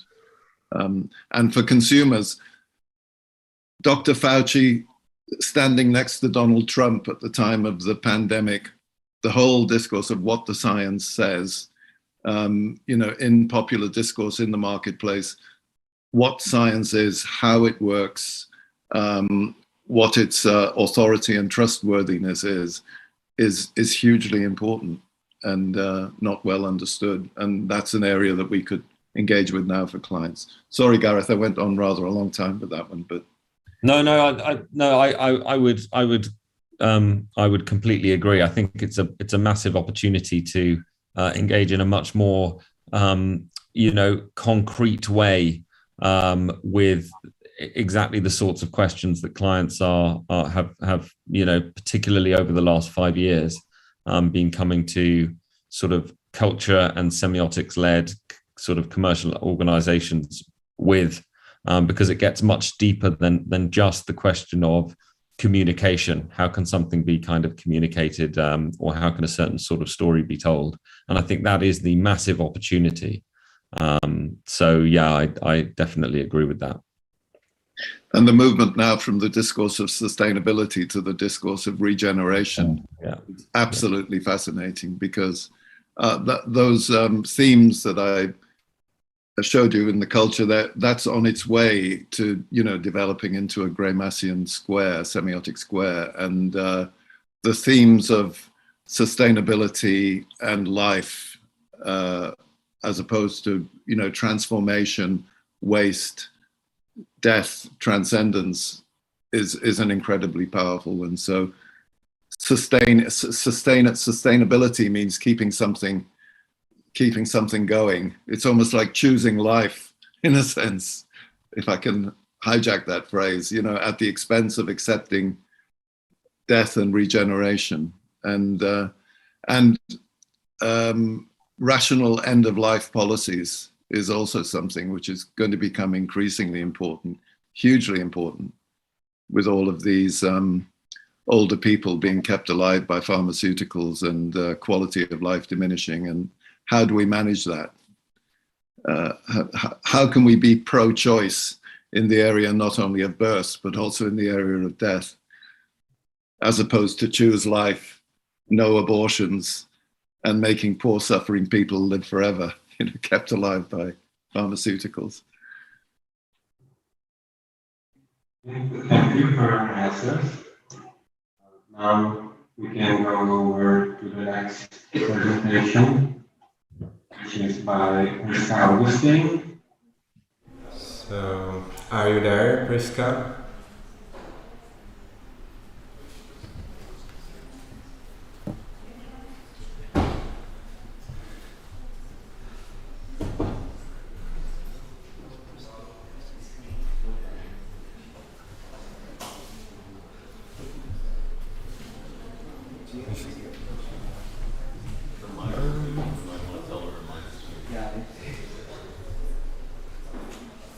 Yes? I'm trying to figure out, do I need to turn off the live stream on YouTube? Because I was using it now to hear you guys and hear your questions. Because it is sometimes perceived that here. Priska, can you hear us? Yes? Great. We're gonna show your presentation now on the room. So if you can stay there while we show it, we will relay the questions from the audience after it's done. Okay. All right. So give us a second and we will start.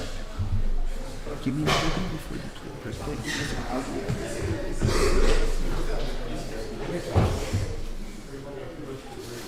Yes?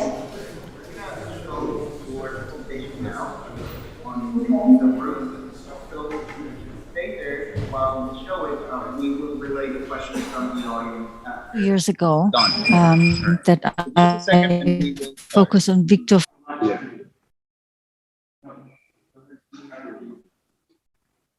Can you mute yourself right now?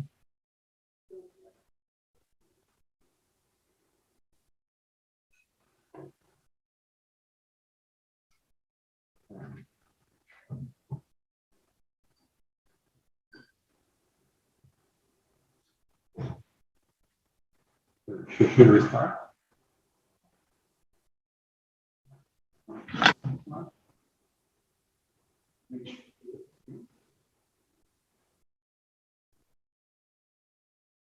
So should I play the presentation?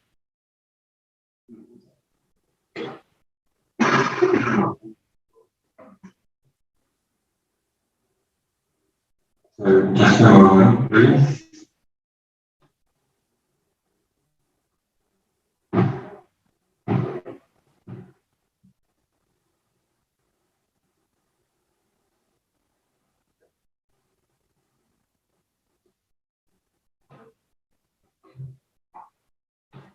von Weizsäcker, and that's what I'm going to do, because it is sometimes perceived that he made an important contribution to the psychosocial movement in Germany, and so I will prepare his Gestaltkreis model to Situationskreis model and give an assessment of their reception and connect their ideas to some recent research. So, who was Victor von Weizsäcker? He came from a very prominent family of scientists, theologians, heads of state, most notably the President of Germany from 1984 to 1994 was his nephew Richard von Weizsäcker. His father was Prime Minister of Baden-Württemberg, and he studied medicine, physiology, internal medicine, and neurology. And the Victor von Weizsäcker Gesellschaft was founded in 1994. Here you can see how there are roughly 2 decades between each of these protagonists, which also explains the chronology of their main theoretical models.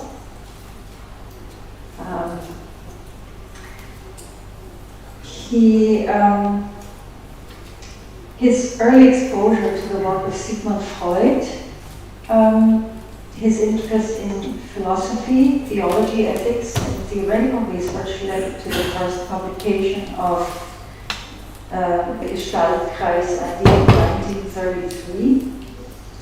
He considered the physician's solidarity with the patient a prerequisite for the patient's productive self-exploration, Selbstbegegnung, to find a path to health. But for him, it meant free-flow conversation that he demonstrated in his clinical teaching and was apparently good at. So how did he develop this Gestaltkreis model? So I'm jumping to the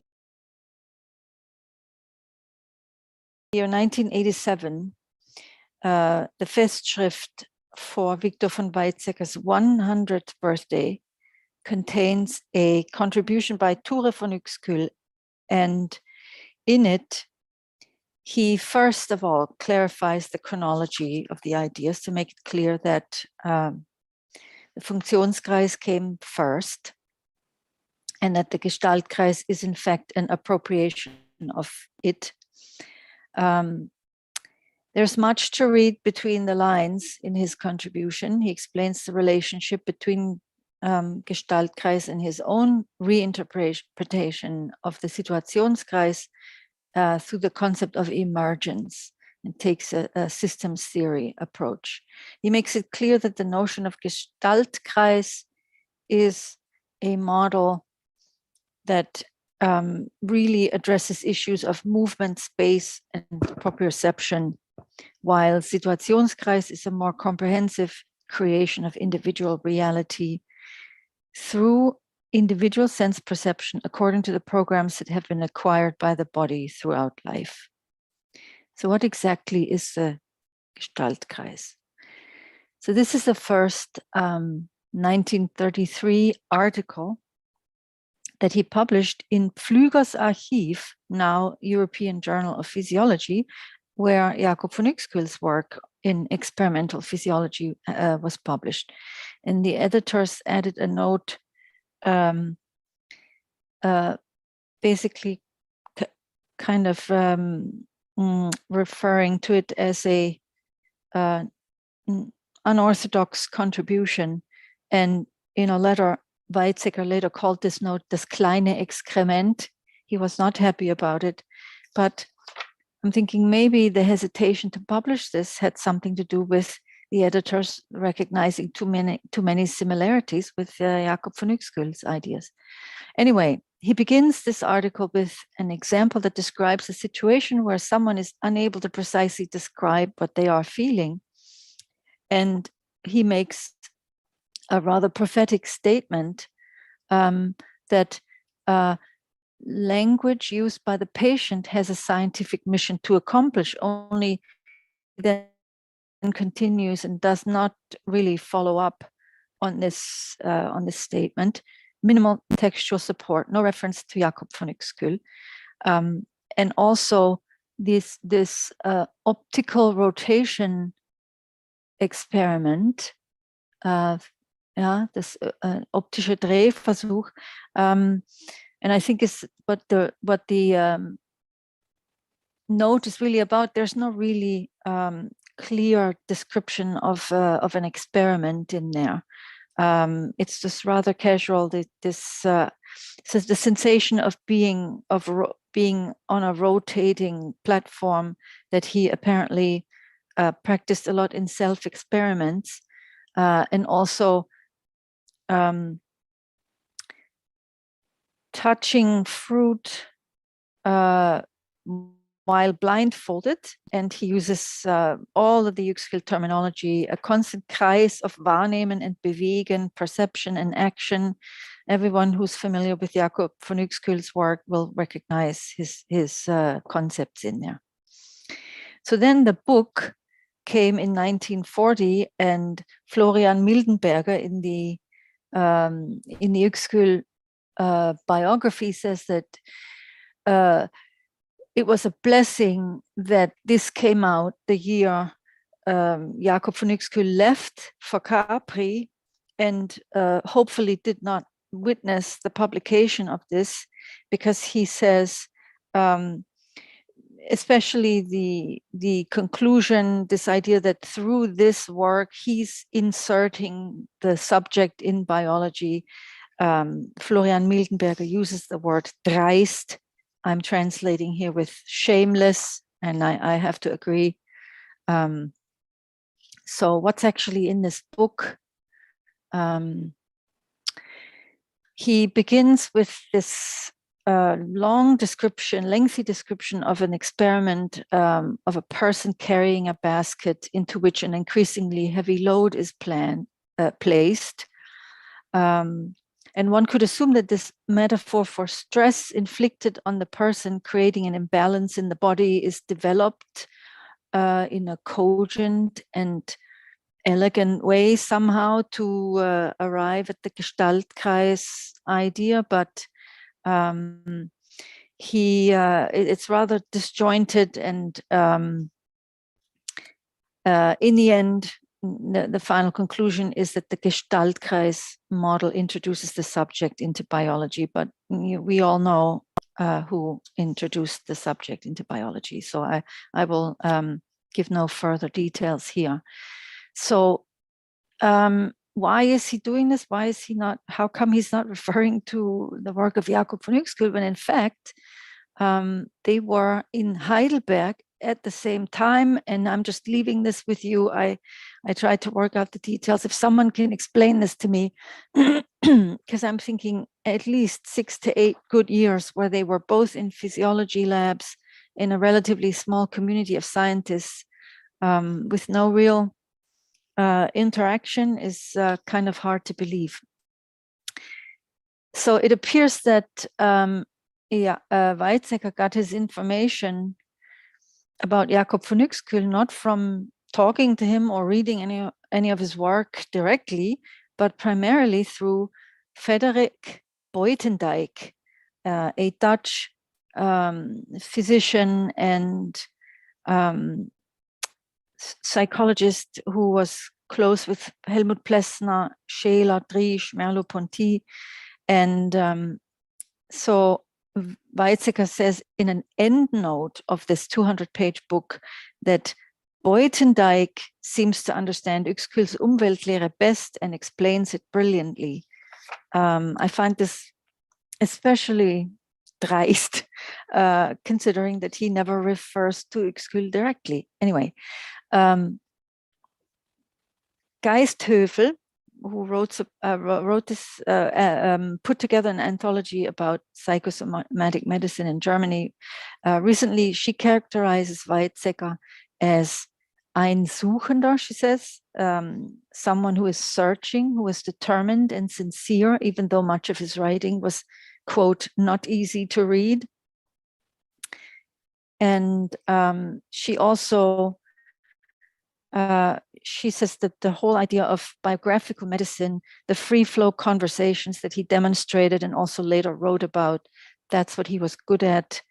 But she calls him a Stichwortgeber, someone who throws out an idea for others to pick up. I don't know in how far that is a good description, because she also says it's not really, it remains to be established who actually continued his ideas, or who of his students continued his ideas.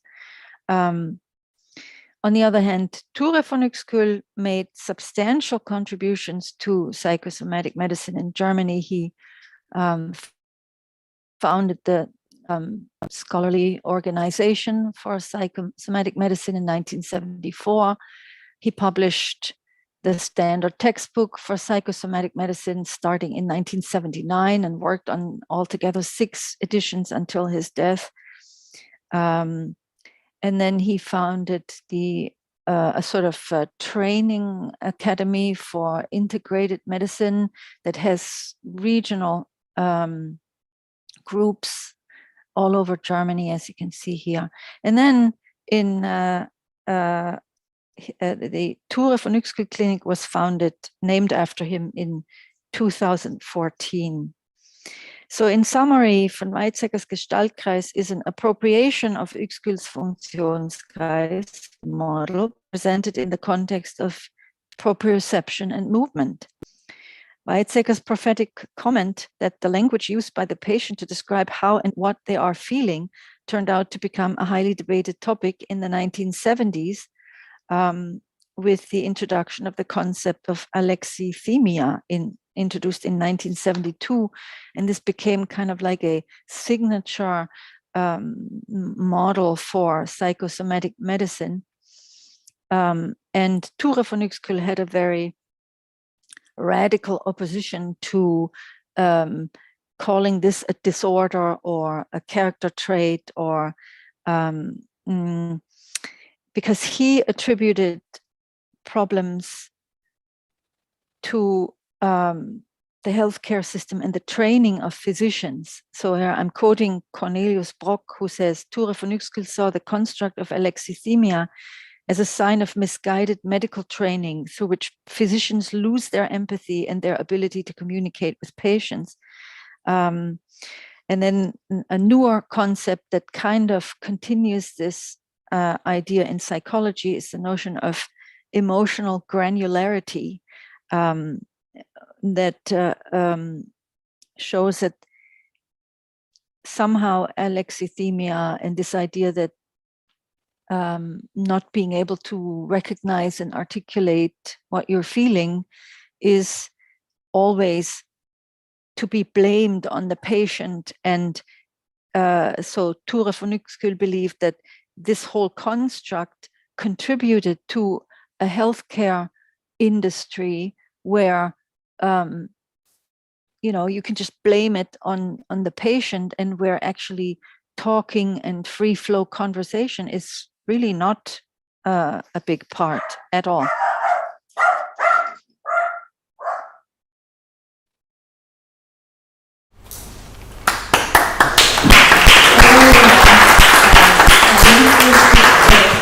I'm very sorry for turning off so abruptly, but obviously my dog had something to say, and I would like to say thank you for your attention, and thank you so much for all of the organizing and extra work you guys have to make it possible for us to participate virtually. I'm really grateful for that, and I'm grateful to be here, even though I can't see you, but I know you're all there, and it's nice. So.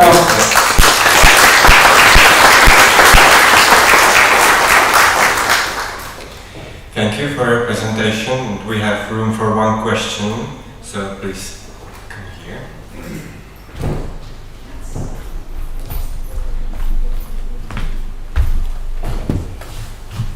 Hello, Priska, here is Philip. That was a very nice presentation. I have just a short historical note.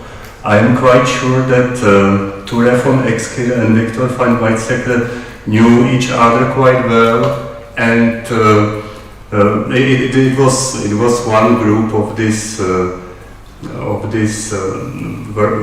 researchers in integrative holistic biology, and Frederick Buntendijk probably knew about the work of this via Helmut Plessner, because Helmut Plessner had to emigrate to the Netherlands in late 30s, so it was probably the other way around, but definitely all these guys knew each other quite well from several meetings. And thank you once more for a nice presentation. Kreis idea in 1933. He considered the physician's solidarity with the patient I assume a prerequisite they have to, for the but patient's productive if you only look at self-exploration, the way they write and to find a publish path to health, and this the textual biographical support medicine, of their although this term has concepts been and claimed by ideas, many other people. then But it for him, creates it the meant impression free-flow conversation that there was no that he interaction at demonstrated all in his clinical teaching. But I would love to hear any And was all apparently good at. anecdotes or anything. So how did he develop this? And obviously, I haven't Gestaltkreis read model? every single So I'm thing jumping about to Victor von the year Weizsäcker 1987, and what he says about von Uexküll, but the references are very, for Victor von they're very Weizsäcker's hard to 100th find. birthday. They're very hidden. Contains a contribution by Ture von Uexküll. Thank you. I had to turn off the live stream in so it, I know. He first of all you guys have to move clarifies on. the chronology of the ideas to make I'm it gonna clear assume that we're moving on. the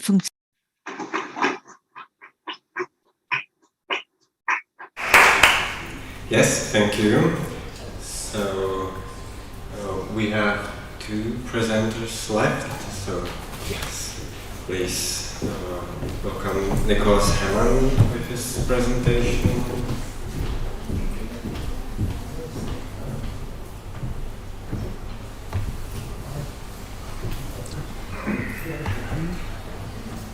So we have our presentation here as a PDF. Let me just remove this one. So you want to stream.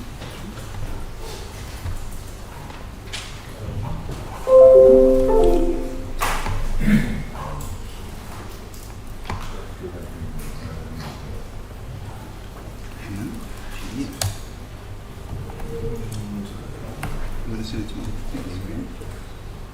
Yes. Control. Yes, you can just use either spacebar or arrows. Okay, hello. My name is Nicholas Siemann. I'm a first-year master's student at the University of Tartu, and today I'm going to talk about the concepts of Innenwelt and Planmäßigkeit in the work of Jakob von Uexküll. And so I'm starting with two quotes, the first of which is from Schelling, and I'm one of, I feel like, a small group of people who still like Schelling. And to quote Arrested Development, there's literally dozens of us.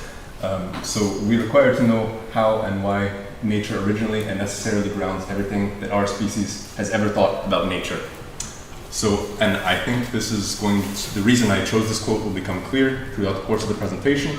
And especially, I italicized the words our species because I think we can expand this to all life. So, second comes from Hoffmeyer. Chance mutations are not selected because they are beneficial. They are beneficial because they happen to appear in a relational system which was already well prepared for them. Selection is never blind. It is always guided by the prior formation of developmental and semiotic integration. And this has a lot to do with the concept of Planmäßigkeit, which I will get to shortly. So, starting with this quote from Uexküll, the first edition of Theoretical Biology. The complete functional cycle, which consists of the Innenwelt and Umwelt, forms a whole built in accordance with plan in which each part belongs to the other and nothing is left to chance. And so I want to emphasize that this is very typical of Uexküll's holistic approach and stress the fact that the Umwelt and the Innenwelt form a complete structure. And Uexküll actually says in the course of the first edition of Theoretical Biology that although we may shift our focus at one point or another towards the Innenwelt or the Umwelt for analytical purposes, we must always come back and view the whole as a whole. And so here I have some of the most important terms that we're going to be talking about in the German and English translations. Planmäßigkeit is usually translated as accordance with plan or conformity with plan. And this has the noun form, and if you want to make it an adverb, you can say planmäßig. But this is like it is in the top. So we are going to talk mostly about the Umwelt and this idea of Planmäßigkeit, and some of the misunderstandings concerning Planmäßigkeit, particularly because it's commonly understood, or misunderstood rather, that Uexküll was saying that there is a grand unfolding plan in nature which exists prior to any purposes in the world, which is not the case. So the research questions are both theoretical and historical. The theoretical ones deal with the content of the concept of Planmäßigkeit and what an understanding of Planmäßigkeit affords us for understanding the foundational principle of Uexküllian biology. And particularly interesting is, I'll not touch greatly on in this presentation, but is greatly interesting to me is the relation between Kantian Zweckmäßigkeit, purposiveness, or end-directedness, and Uexküllian Planmäßigkeit, as two forms of internal purposiveness or teleological aspects of biology. And so I'm also interested in seeing how Umwelt serves Uexküll's other purpose of identifying the research object of biology and distinguishing it from the object of physiology. And this is particularly important in the first and second editions of theoretical biology, where Uexküll's argument actually hinges on this kind of distinction. And furthermore, there's a historical note where I wanted to see how the concept changes throughout time between the editions of Umwelt und Umwelt der Tiere and theoretical biology, which are 1909, 1921, 1920, and 1928, respectively, flip-flopping. So, moving on. So, towards the preliminary definition of Umwelt, I have written that the Umwelt is the material and objective totality of the bodily structures and functions understood as a cybernetic mechanism of reafferent control in the organism, as well as the means of apperception whereby raw sensory data is synthesized and utilized towards particular ends. The Umwelt of organisms constitutes the object of study of physiology, whereas the holistic activity of the Umwelt in accordance with plan and together constitutes the object of study of biology. And we have this quote from a very early text of Uexküll where he says, whereas physiology arranges its empirical knowledge according to causality, biology does so according to purposiveness. And so I have this 8 terms at the bottom, the interior 6 of which I've italicized.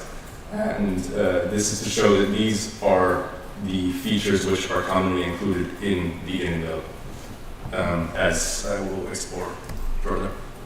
So I have a more historical note starting from moving towards Uexküll's articulation of the idea of Umwelt. And we start with Claude Bernard, and I have this quote from Carlo Brentari's book, where Bernard developed a holistic approach based on the concept of the internal environment, meaning the idea that every biological event, far from being isolated reactions to a single stimulus with the effect of a single cause, is the result of the regulating activity of the entire organism and the process acting within it. And I think I will come back to Brentari's reading of Uexküll and Umwelt because I think it is one of the most correct and concrete articulations of the subject to date in any of the existing literature. Now, why is Umwelt kind of relegated to the periphery of Uexküll studies? And this partly has to do with some of the purposes which Uexküll was and the questions Uexküll was endeavoring to answer in writing the theoretical biology. And insofar as Umwelt is the unadulterated fruit of objective research and should not be clouded by psychological speculation, Uexküll wrote this in the second edition of Umwelt und Umwelt der Tiere. And so it's kind of interesting that in this book, in which Umwelt appears in the title, the in-built concept appears only 3 or maybe 4 times in the text itself.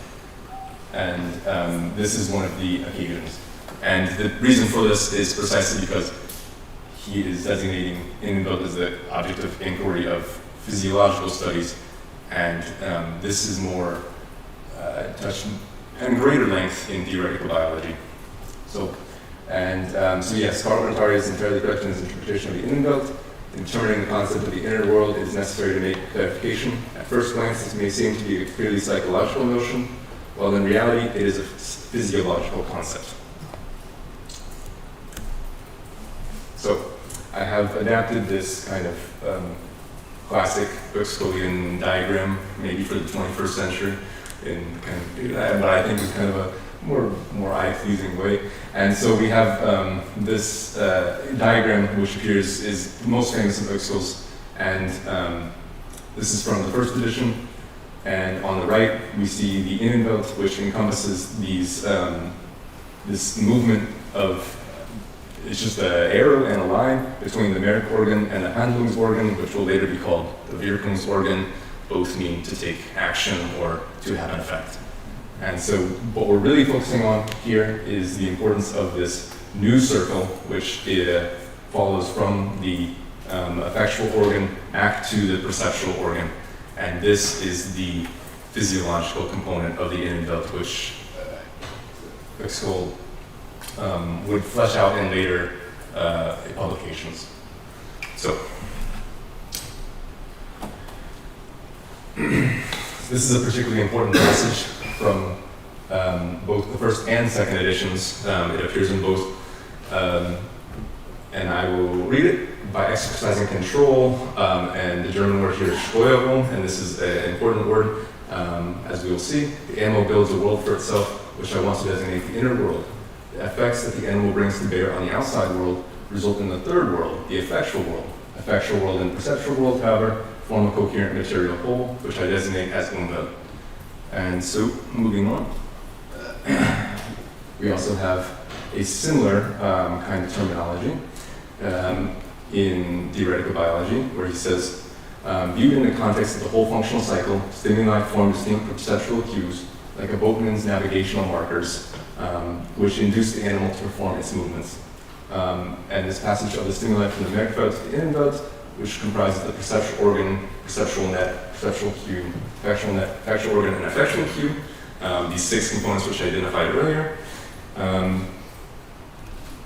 And so, yes, so this word Steuerung is essentially the German equivalent for what would come later to be known as cybernetics, meaning one who steers or the helmsman of a ship. The etymology of cybernetics is a reference to the cyclic action of feedback and feed-forward systems, insofar as the helmsman makes constant adjustments based on keen observation of the sea to the rudder of a ship in order to towards his desired path, or even to keep the ship sailing straight forward against the effects of a turbulent environment. And this last part is, I believe, particularly important because even homeostasis, that is the internal regulation of the organism, requires the completion of innumerable functional cycles, which may or may not be visible to those who are observing the organism.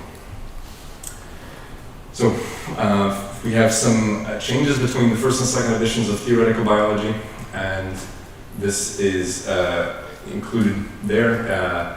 All parts of the functional cycle are in themselves equally important, as I was mentioning earlier, and no matter how different they may be, one must not lose sight of the connection between this uninterrupted whole, and one deals more closely with the individual parts. And so this notion of holism leads us to the notion of Mäßigkeit, and one of the most drastic changes between the first and second editions was the inclusion of this graphic and this particular sentence as well. The transference of the effects from the receptors to the effectors takes place in the Innenwelt of the subject.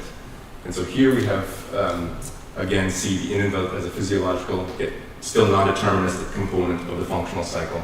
Because although I think it's easy to get a misunderstanding from this graph that all cues, all sense data will always be synthesized in the same way and result in the same perceptual cue, and that's not the case at all. There is extraordinary plasticity, considering the fact that the organism is always within a different environment, within different conditions, and these conditions are always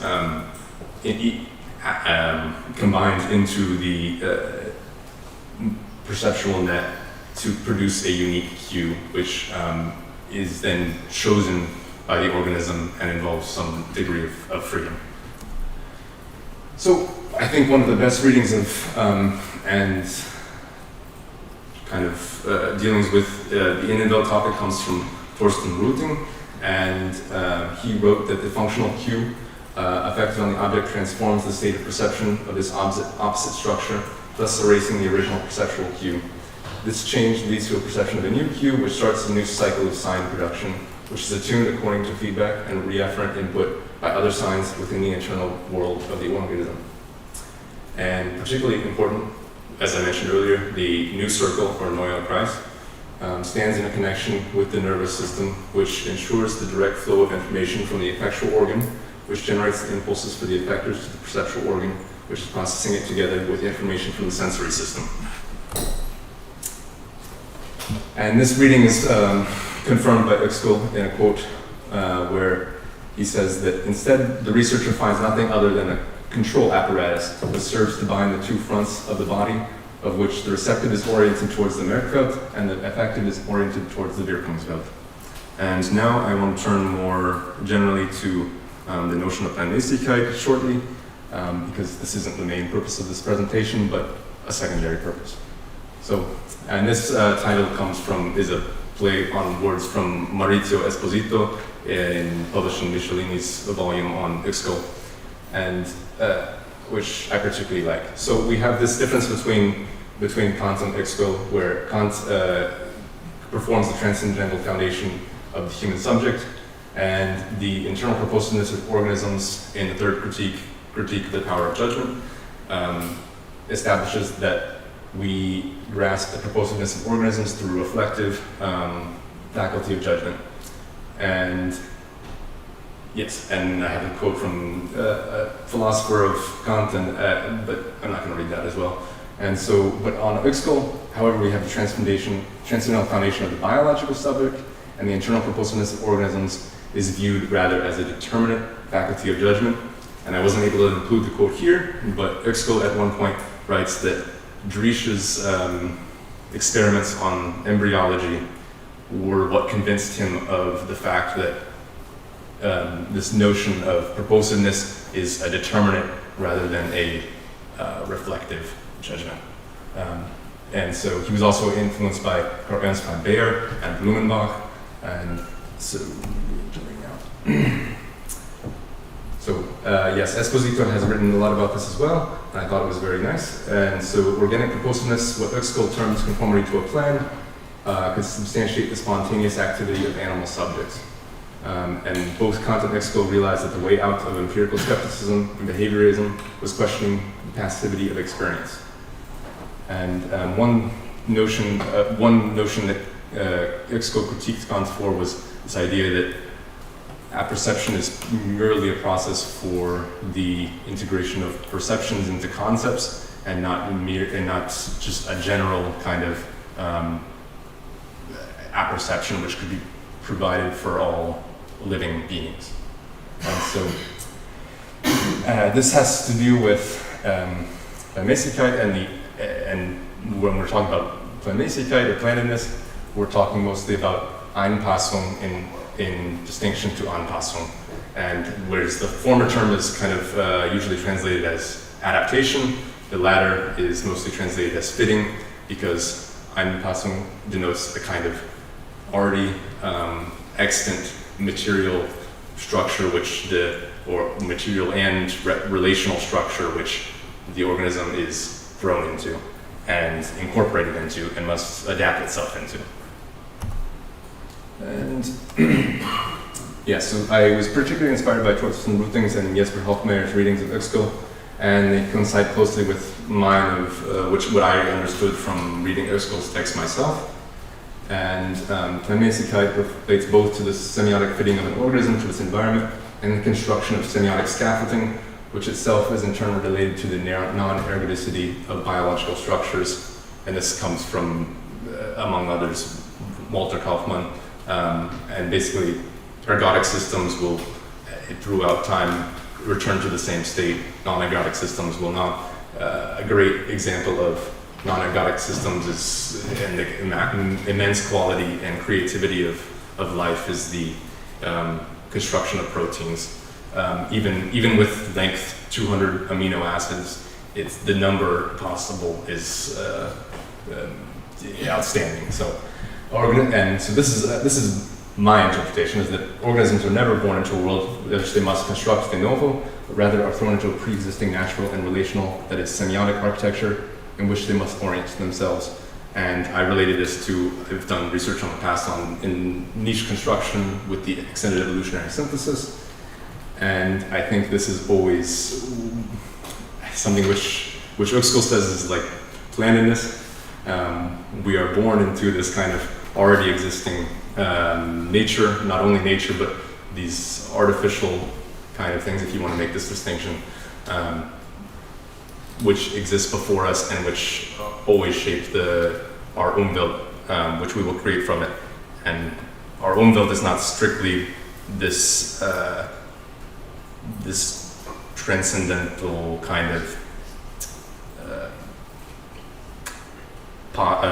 conditions of perception, but also the Umwelt takes into account the pre-existing structures which one is born into, in our case at least. So, some conclusions and some other lines not pursued here. The function of the Umwelt is a cybernetic structure of reafferent control in the organism and a means of apperception whereby sense data is synthesized and utilized towards a particular end. And Psychosomatic should not be understood as an overarching and unfolding predetermined scheme of nature, but rather as the totality of natural and semiotic relations into which every organism must be fitted. Now, two last considerations which aren't mostly pursued here is that whether Uxküll fully understands a concrete teleological principle operating within nature itself is unclear. However, he clearly attributes purposes of organisms to the determinative/constitutive rather than a reflective/regulative faculty of judgment, using Kantian terms, relying on experiments in embryology conducted by Driesch, among others. And it's for this reason that I included this Schelling quote, and you're not allowed to ask me about this, as I say, because it's just a hypothesis, is that I kind of view Uxküll's view of nature more closely to a Schellingian kind of view than maybe is usually suggested. Then maybe we stop reading him strictly, even though he himself says he's like more Kantian than Kant, then we can read him in this way as well, especially this idea of Psychosomatic might be particularly fruitful for biosemiotics. So, thank you.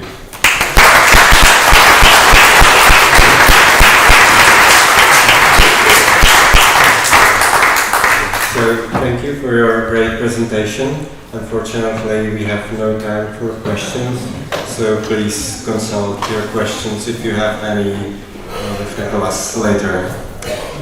And we have our last presenter, Colin Delahaye, with a presentation named Mapping a Semiosphere, a case study of Corvids in Tartu.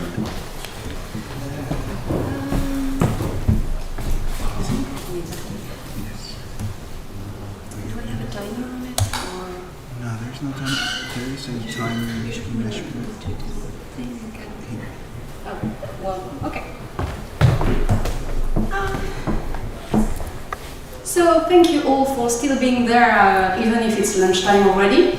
I will try to be quite quick, and I am helped in doing so by Morten, because he already explained everything you need to know about the different branches in zoosemiotics, and while the case studies are important in zoosemiotics, so for this part, please refer to him. So just I will briefly explain what was this case study. We are studying corvids. So corvids are a family of birds, and you have jackdaws, crows, ravens, crows inside. For this case study, only jackdaws and crows were taken into account. So I will briefly present the background of the project. Please think it's still a work in progress, so not all the data are currently available. I will explain basically the methodology and the kind of result we can harvest from this kind of data and methodology. And, well, what we are learning from this work, because working is good, if we can learn something interesting, it's better.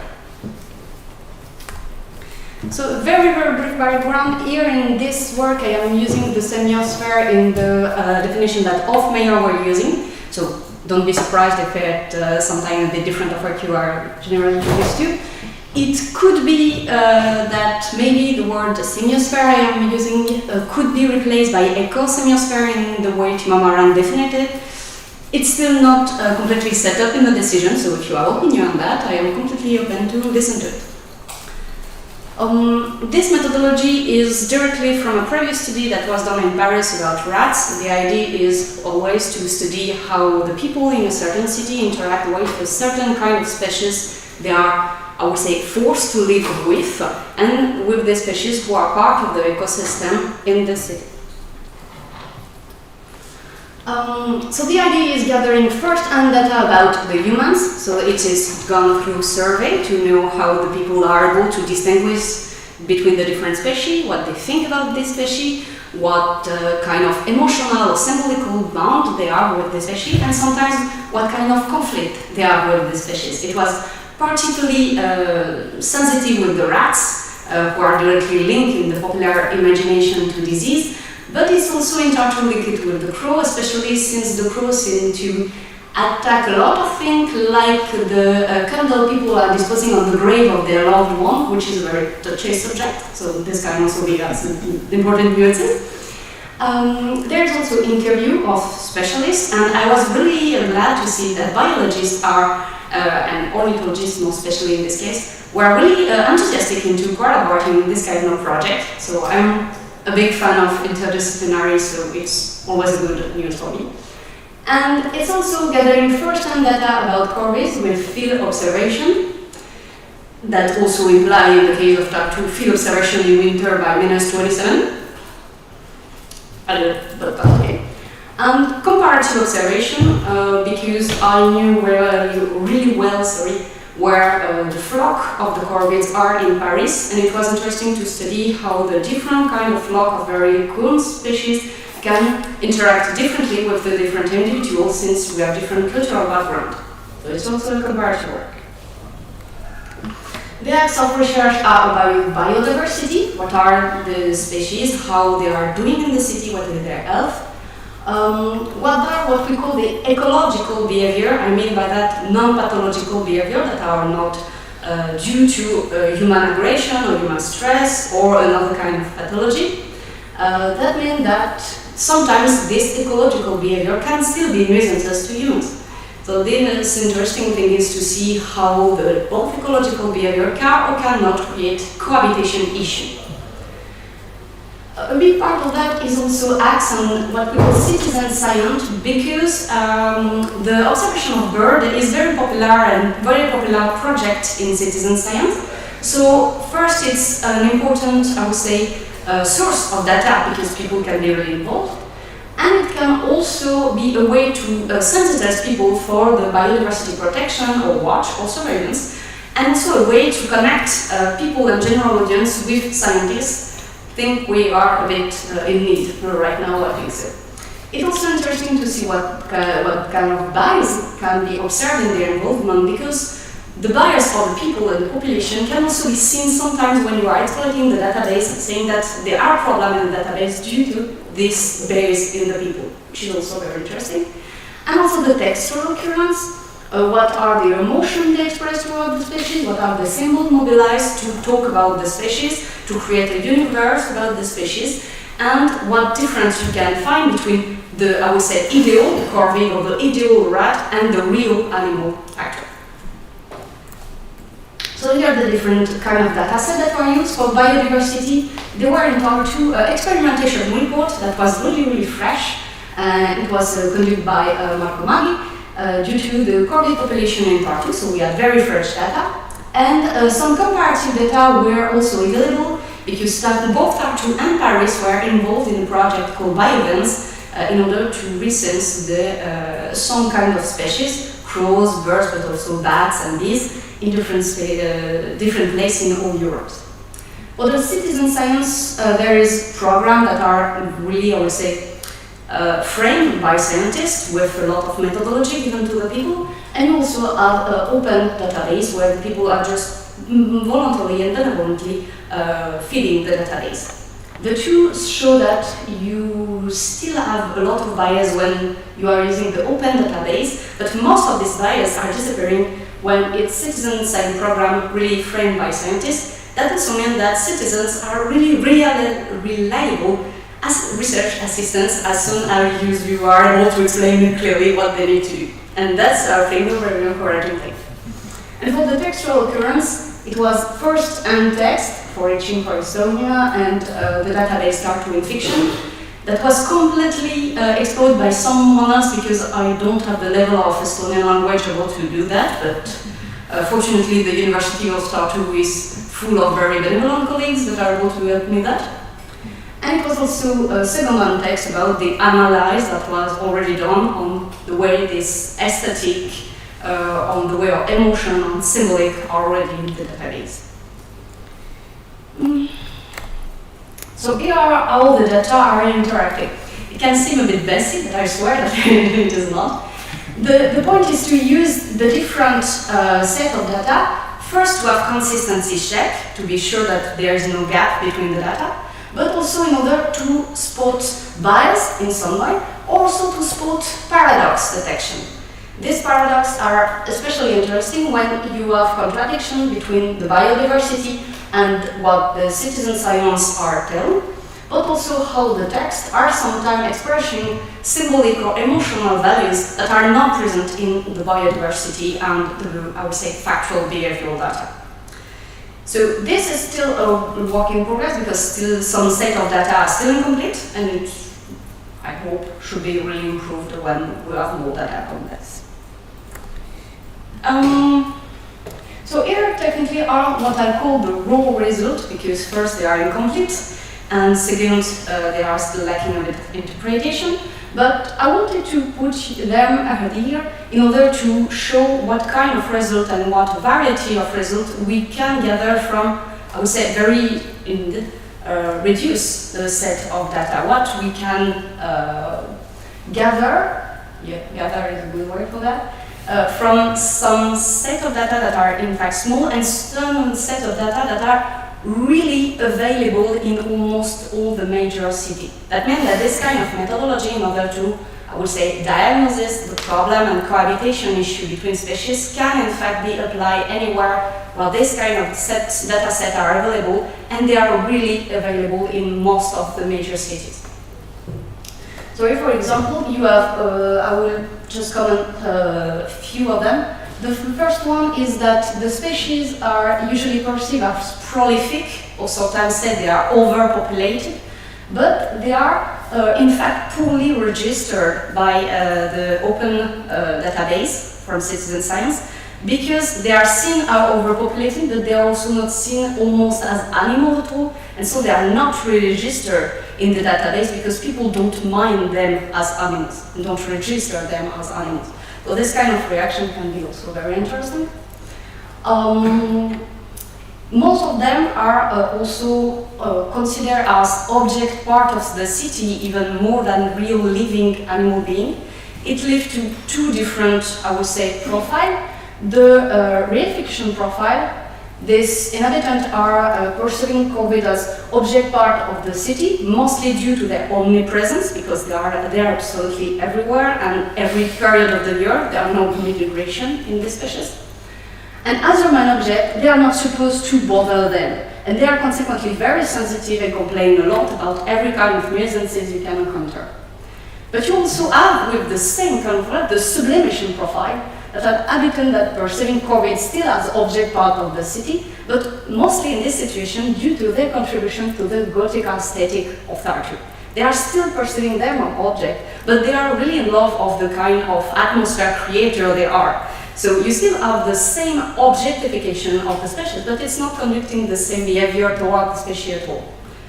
you have all profiles also, the bird lovers that are just absolutely fond of every bird, but I think that these two were interesting in the context and with the order of biodiversity enhancement and sensitization. Briefly, I show how I am using this very different kind of data. The biodiversity data and the citizen science data are used to, I would say, create a mapping of what I call the materiality of the species. It's what the species is in its actual behavior, in its actual number and dispersion. The citizen science data, with all the bias it can have, with the textual data, are used to create a map of what I call the emotional value, what emotion the people are involving into the species. And the biodiversity data with the textual data is used to create the symbolical value. What kind, I would say, it's not an emotional, but what kind of aesthetic value or what kind of threatening value people are putting in. This part was already a bit used in the previous study in Paris with the rats. It was quite relevant to spot a lot of paradox, but I'm not yet advanced enough in this study right now to see how useful it will be in this situation. So what are we learning with that? First, we know that a relevant mapping can be done with a wide-selected set of data that are easily accessible. The citizen science data project, for example, are more and more numerous today and more various, so a lot of countries have this kind of project. The method is making comparison between different sets of data allows to find patterns, to find gaps, and to find paradox that is worth more investigation. That doesn't always mean that we have something absolutely revolutionary, but that means that somewhere you have spotted something that's worth looking more closely. And about the semiotic relationship, it shows that not all the semiotic links have the same weight in the global pattern. Nor they have the same resistance to contradictive evidence or change attempt. A lot of people in the study of Paris, for example, were really open to admit that no, rats were not indeed overpopulating if you explain to them that it's not possible for this kind of species. But if you explain to them that they are not dirty and not even disease carrier, they still have a problem with admitting this thing because it's talking with their emotion and not with their knowledge. So not all the semiotics has resistance, and they don't need the same tools to be addressed when we want to solve a cohabitation issue. Just a brief word about the comparative work and the generalization, because the final aim of that is to have a model that will be able to work on different paths, on different culture and so on.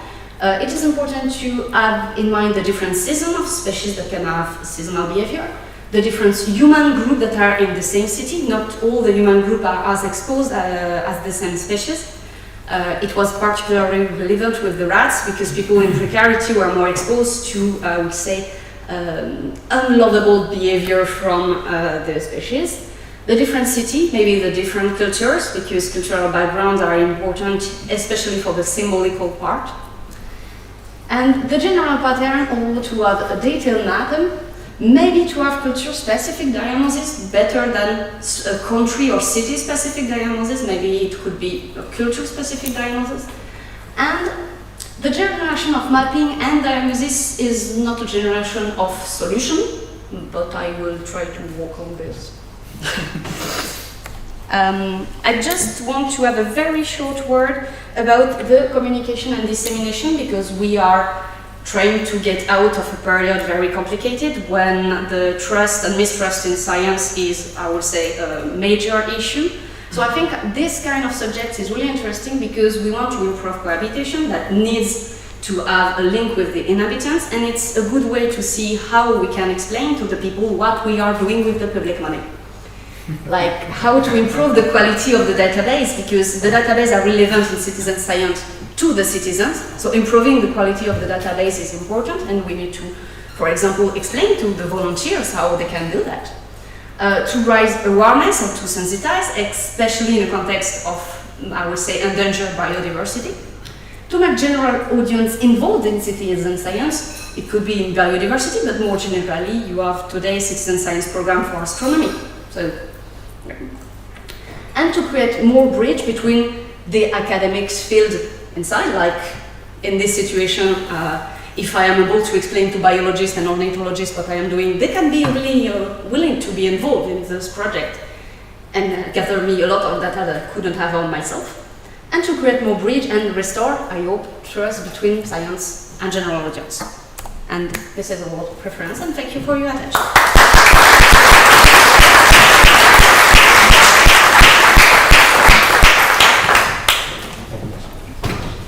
So thank you again for your presentation, and unfortunately there's no space for questions anymore, so please consult your questions with Pauline later. And it's time for us to go for a lunch and to meet at 2:30 here at Krzyżkowskiego to go to the Bozow Castle. So, thank you.